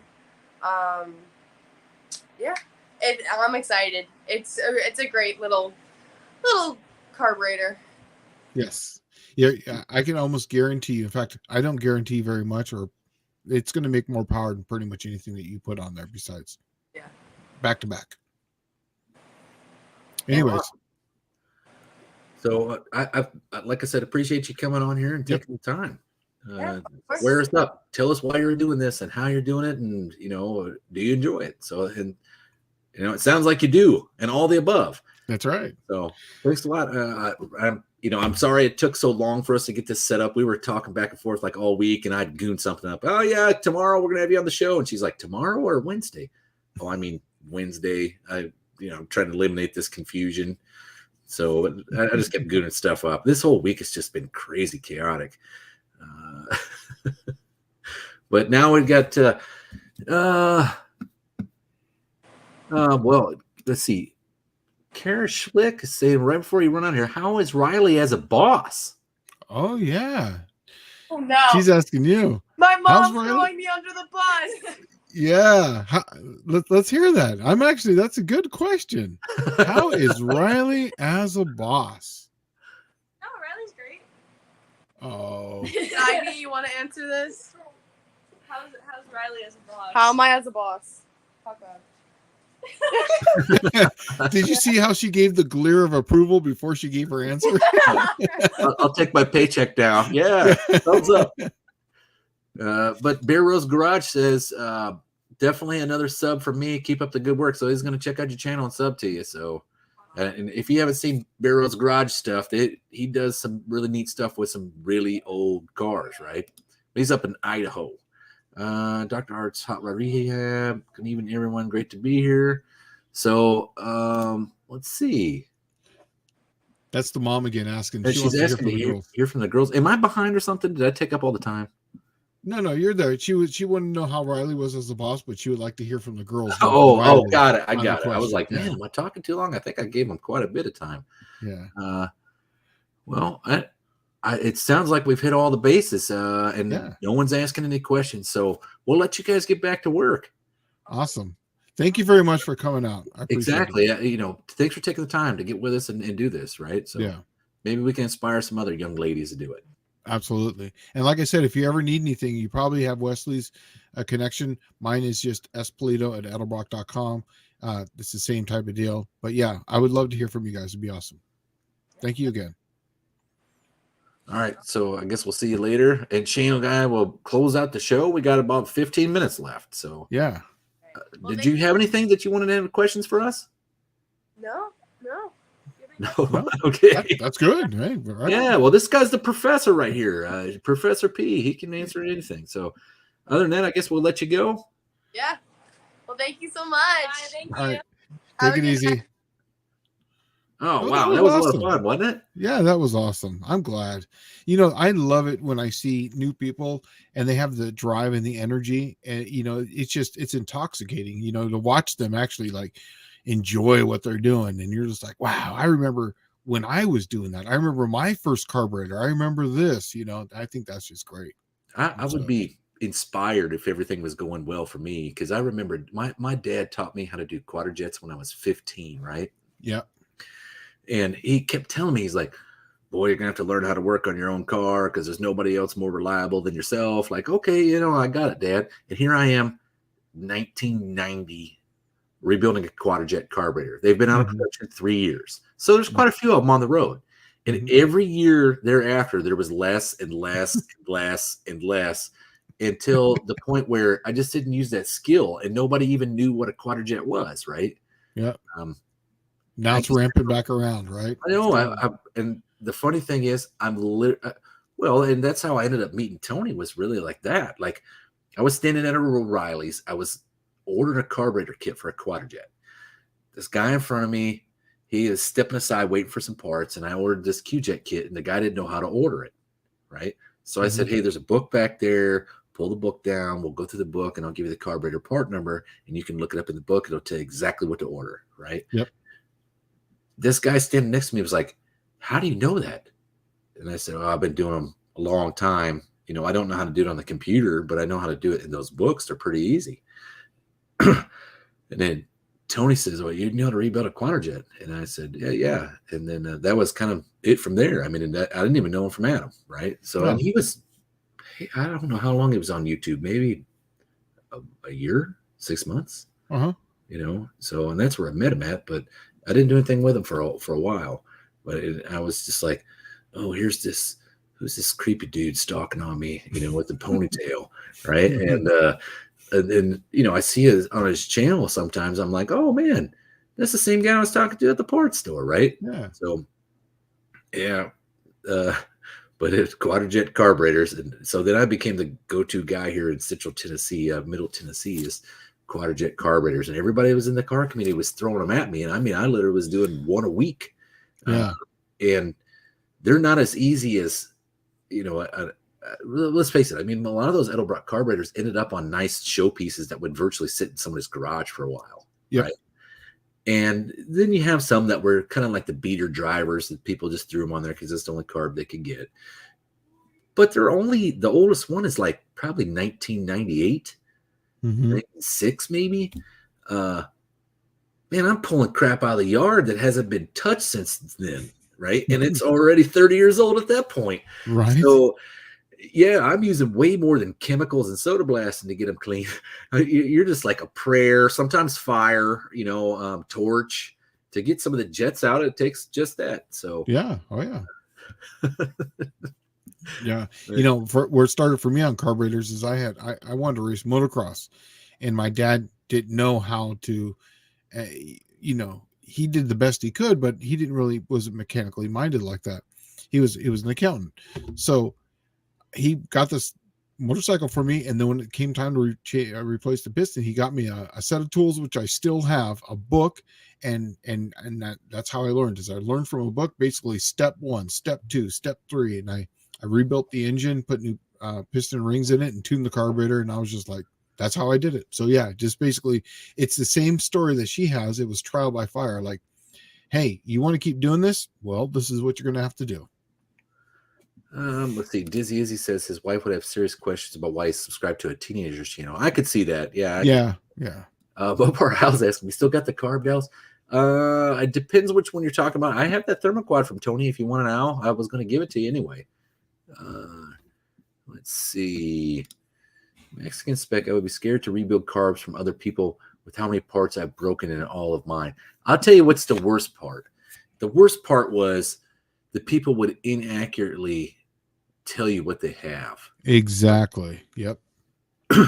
So here it's like, I got a 350 Chevy. Oh, you know that for sure? Yep, 100%. So you build a carburetor for a 350 Chevy. You use the correct metering rods, the correct jets. You have the correct air horn on the carburetor, or you drill out the air bleeds to the right size. And you go put the carburetor on it, and it runs like a bag of crap. And you're like, what is going on here? Right? I mean, this thing should run great. Yes. And then you find out, hey, let's take the numbers off the block. Oh, yeah, 305, low output, no roller cam. And it's got a set of headers on it, an Edelbrock intake manifold. And you're like, dude, I'm sorry to tell you this, but you got a 305, right? and I'm going to have to go back and recalibrate this whole thing. So it's going to cost, you know, like a whole nother day's worth of work. Yeah. Oh, get out of here. I can't afford that. Stupid for a factory carburetor. Well, you didn't tell me the right stuff. Dumb. Yeah, it wouldn't be this dumb if you would have told me from the beginning what you really had. Yeah. I still do the same thing today. In fact, you know, as far as carburetors, people tell me up, they'll send me the carb and I'll set it up for them, usually pretty damn close right off the bat. So I still do that to this day in my garage. Yeah. And man, so carburetors, I love them. I love to hate them, and I don't rebuild them for anybody else anymore just because of that. That was the tipping point where you'd spend hours. And mostly, it's really just like probably like Riley's doing is cleaning them. That's right. That's the biggest thing, especially in the car LPs. For me, it was always the back one. It was that the secondary, the jet sticks straight, you know, go straight up and down in those, and so the fuel goes down, has to turn, then come back up. And if if crap gets back in there in the secondaries, which doesn't, most people don't floor it enough to clear it out, it'll just clog that thing right up, and then now it's instantly lean because say the one side's working, the RPM's coming up, and then you just, as the thing opens, you just watch the airfield mixture just go down to plummet. Yeah, or actually, it's just going up in numbers. Yeah, it's like it's going to like 19. You're like, oh. Yeah, I actually built one in Hawaii. I put it on a 87 Monte Carlo Super Sport, and it had a 350 motor in it, and I had a good set of heads on it. And it was just, just like I told you earlier, good set of heads, the best set of heads you can afford, and then everything else was like stock stuff. That's right. And that was that motor, and I put a quadrijet on it, and it made 350 at the wheels, and I was impressed. Right, that's like 1 horsepower per cube at the wheels. But I did have like an $1,100 set of heads on it on a stock short block. So yeah, there's and that in 2005, $1,100 set of heads was freaking expensive. Yeah. That's it's funny you say that, because I've always said that when I build an engine for someone. Start with the heads, buy the best heads you can, and we'll build everything else around that, and just overhead the thing, because we can always adjust from there, and you'll never be unhappy with right. Exactly. Think of it like this: the Boss 302 came with a cylinder head that would literally be perfect for like 428 cubic inches. Yeah, but it still ran decent as a 302. Why? Because the heads already did most of the work, right? The block is pretty decent. It just runs decent because it's a decent combination, and you just made do with what you have. Yeah. But that set of heads, you can never really over cylinder head an engine. I don't think. Is there such a thing? Yeah. Well, your velocity nil at idle. Yeah, it goes down. I mean, there was, in the Mopar book, there's a Mopar Bible, and they tell you if you take a 360 and you put it on a 318, you're going to get ultimate peak power, but then your drivability goes away. So you really have to play with, you obviously don't put in something that makes like 400 CF or 450 CFM on something that's like a 5.7, but you can tailor it with camshaft. So Don English's wife thinks that you kind of look like Steve Buscemi. I don't. Who's that? That's the guy from Con Air, the one that was in the mask, like the Hannibal Lecter mask. Really? Is it okay? Awesome, sweet. I take that. Let's see. But Wendy and Don are on like almost all the lives, right? I mean, so they'd be the regulars, I guess. I'm actually going to Google that. Well, so while you're doing that, I'm gonna check this out. I've never. Is it You've bad? seen this guy before? No. I just don't know names. My wife knows him. Haven't you ever seen the Big Lebowski? Oh, that guy, the Donnie. crazy eye guy. Yeah, the Donnie who died. She said you look kind of like that dude. What? Well, whatever. I mean, okay. It's probably your eyes, man, and we're just sitting close to the camera anyway. Oh, okay. Yeah. Well, right on. Yeah, that guy's like the crazy eye guy. Whenever I like someone sends a video of something that is like really messed up, I'll say looks good to me, and his eyes are all crooked. Yeah. So, I mean, I can only cross them. I can't do anything beyond that. So I can't look one way or the other. My wife says no way. I listen to her. So. Oh, right. Well, and I believe her. Right? Yeah. She's going to throw the smack down on there. We've been married 23 years. Our 23 year anniversary is coming up in 3 days this weekend. Really? 23 year anniversary. Congratulations. Yeah, I'm at 16 right now. Yeah. 16. So she goes, John Wilburn, see, all the guys are coming to your rescue. Looks nothing like him. And Pirate Greg saying, yeah, agree, nothing like him. You know what? I don't. Dude, I can take it. I don't care. Like I said, as long as the wife's happy, I'm good. Right? Yeah. And John Wilburn says, Steve Buscemi dies a horrible death in every movie. He was the guy that went into the wood chipper in Fargo. Right? With the legs sticking out. I remember that. Yes. Yeah. All right. And then he was also in Mr. Deeds. Yeah. Marshmallows and pepperoni. You know me all too well, Deeds. All right. And that was the crazy guy that lived up in the cabin, right? Mm-hmm. And he was driving the vet at the end of the movie and crashed it. Yeah. Both different directions at the same time. Yeah. That guy's awesome. All right. Let's let's see. Mid Muscle says here, and this will probably be our last one. We're just about ready to wrap it up. We're at an hour and 54 minutes. We're about ready to make it to 2 hours tonight.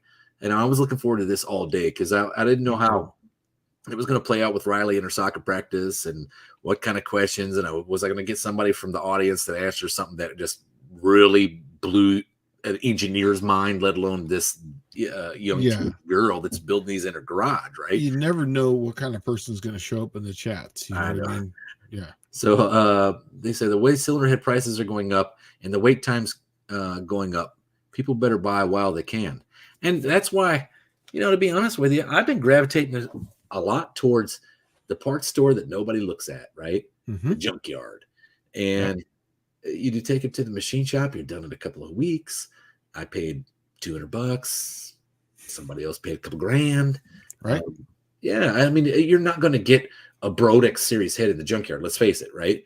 No. But the way cylinder heads are today, I can go in there and get an awesome set of rectangle ports. When I was at the junkyard the last time, there was a guy who was actually taking rectangle ports heads from a big block Chevy off of a truck motor. Somebody had put it in a truck. And everybody walked right by it because it's a truck, right?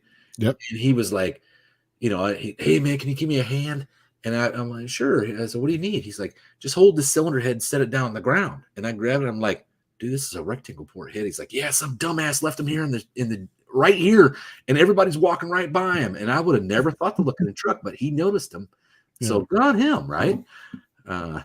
It's funny you say that because that's the kind of the reason why I went to the Gen 3 Hemi. That's why everything's going to be that eventually, is because my small block Mopar that runs, in the 6.0s, it's got, a $5,000 set of heads on it, and they barely flow what the Gen 3 Hemi comes factory with. So my road race engine is going to have essentially factory parts. It's going to have a 6.4 intake. It's going to have Hellcat injectors. It's going to have everything that's factory stuff. And it's going to make 600 horse with very well pieced together parts, and I can drive it anywhere. And not even sweat it, right? Yeah. So Jonathan Bethea, he was actually one of my sailors on my ship in when I was stationed in Jacksonville, Florida. Oh. He's a good dude. So he says, picking up an 85 Cutlass soon, Dallas. Need your input on a street strip combo. Well, you got my number, bud, and you can give me a call. I'll help you piece something together. If it's got a 3.8 V6 in it, hey, piece of cake. You got all kinds of options in the world. Even if it's got a 307 Chevy. Now, if it's got a 307 Oldsmobile. If it's got a 305 Chevy, you can probably put a Chevrolet together and put it in there. The last comment was Shane at Crazy Eye Pulido's. But you got to kick it the other way if you want to look like I can't do that. I know. Man, he based a career off doing something that. in here that would rip trying to look at the other way. He just based a whole career doing that. I can only cross-eyed. That's about it. Oh, that dude! I'm telling you, man. Like the first time I saw that guy it probably was Fargo when I saw him the first time, but. The Big Lebowski's the one where I remember him the most, right? And I love the Big Lebowski, man. That is such a freaking fantastic movie. It literally is like the modern cowboy movie, right? Yeah. And it had no real point until you get to the end and they tie it all together. And you're like, how does this pot-headed old dude that's drunk all the time figure all this out, right? And they did, but I always liked that movie. It's a pretty good flick. But, okay. All right. Well, we're at an hour and 58 minutes, my man. That's good. Is everything are you guys getting some merch up for Slant Daily Garage? Yes, actually, we're getting the shirt should be here in the next week or so, and then we'll have the stickers up. But I'm definitely going to have them for the No Name Nationals, and we're going to camp right next to you. We're going to get there on Thursday, so that way we can be right next to each other there. So they'll just come on by and pick them up. Did you see the billboard that John Wilbur and I got up? Yes, that thing's amazing. I think that's awesome. Yeah, I love how it says "See the stars of YouTube." I think that was awesome. It's so perfect. That was a tough job, man, and I was so worn out after that thing. But John and I went over to Lambert's and ate. He's like, "Hey, it's Thursday night. It's right around the time we'd be rolling in there. Let's see how bad the traffic is if we did a flash mob car show at Lambert's, that night." And I'm like, "Oh, okay." So we show up in there, and there's like no line. we walked right in, got served right away, seated us, and it was like, man, this is going to be perfect because we'll walk in here with 200 people, right? Yeah. And we'll literally walk right in the place and probably be seated. That's awesome. Yeah. So can't go wrong with that. Then you come out and we got a flash mob car show, and there's all kinds of crazy stuff in the parking lot. Hopefully other people, local people from Sykeston that would be coming to the No Name Nationals, or maybe not, maybe just live in Sykeston or minor area or Southern Illinois, you know, show up at Lambert's in the parking lot for a flash mob car show. I thought that'd be kind of cool. Yeah, I'm down for that. I think that would be good. Yeah. Really great. So who knows? John Wilburn put up some links. He put up the Riley rebuilds, and then he put up a link for Slant Daily Garage. He should probably throw one up there for you for your Mr. Rodder's neighborhood. Yeah, Mr. Rodder's neighborhood. Man, I tell you what, I got a new video up there today. Well, okay, the one I did today wasn't all that exciting. I'm just about ready to get that. The Mule 300 together and put it on the start stand and break it in. But today I just filmed that, and I actually had it on the start stand and broke it in, and I'm loving me some 300, man. This motor, it's nice. I like them, but so go check it out, Mr. Rodder's Neighborhood and Slant Day of the Garage. And I think that's it, folks. We're out of here. We'll see you next week. I got one more thing to say too. If there was a question that I didn't get to and it was in the chats and you really want to answer it, a Slant Daily Garage at yahoo.com. Once again, that's Slant Daily Garage at yahoo.com. Throw it up there. I check it daily. The wife checks it, and then I'll do what I can to answer it. You know, I don't claim to know everything. I do the best I can with what I'm given here, just off the top of my head. Some require more thought, and I'll do my best to answer it. So, yeah. All right. Well, until next week, we are out. And we'll see you cats on the flip side. Guys, have a good week. All right. See you later. Peace.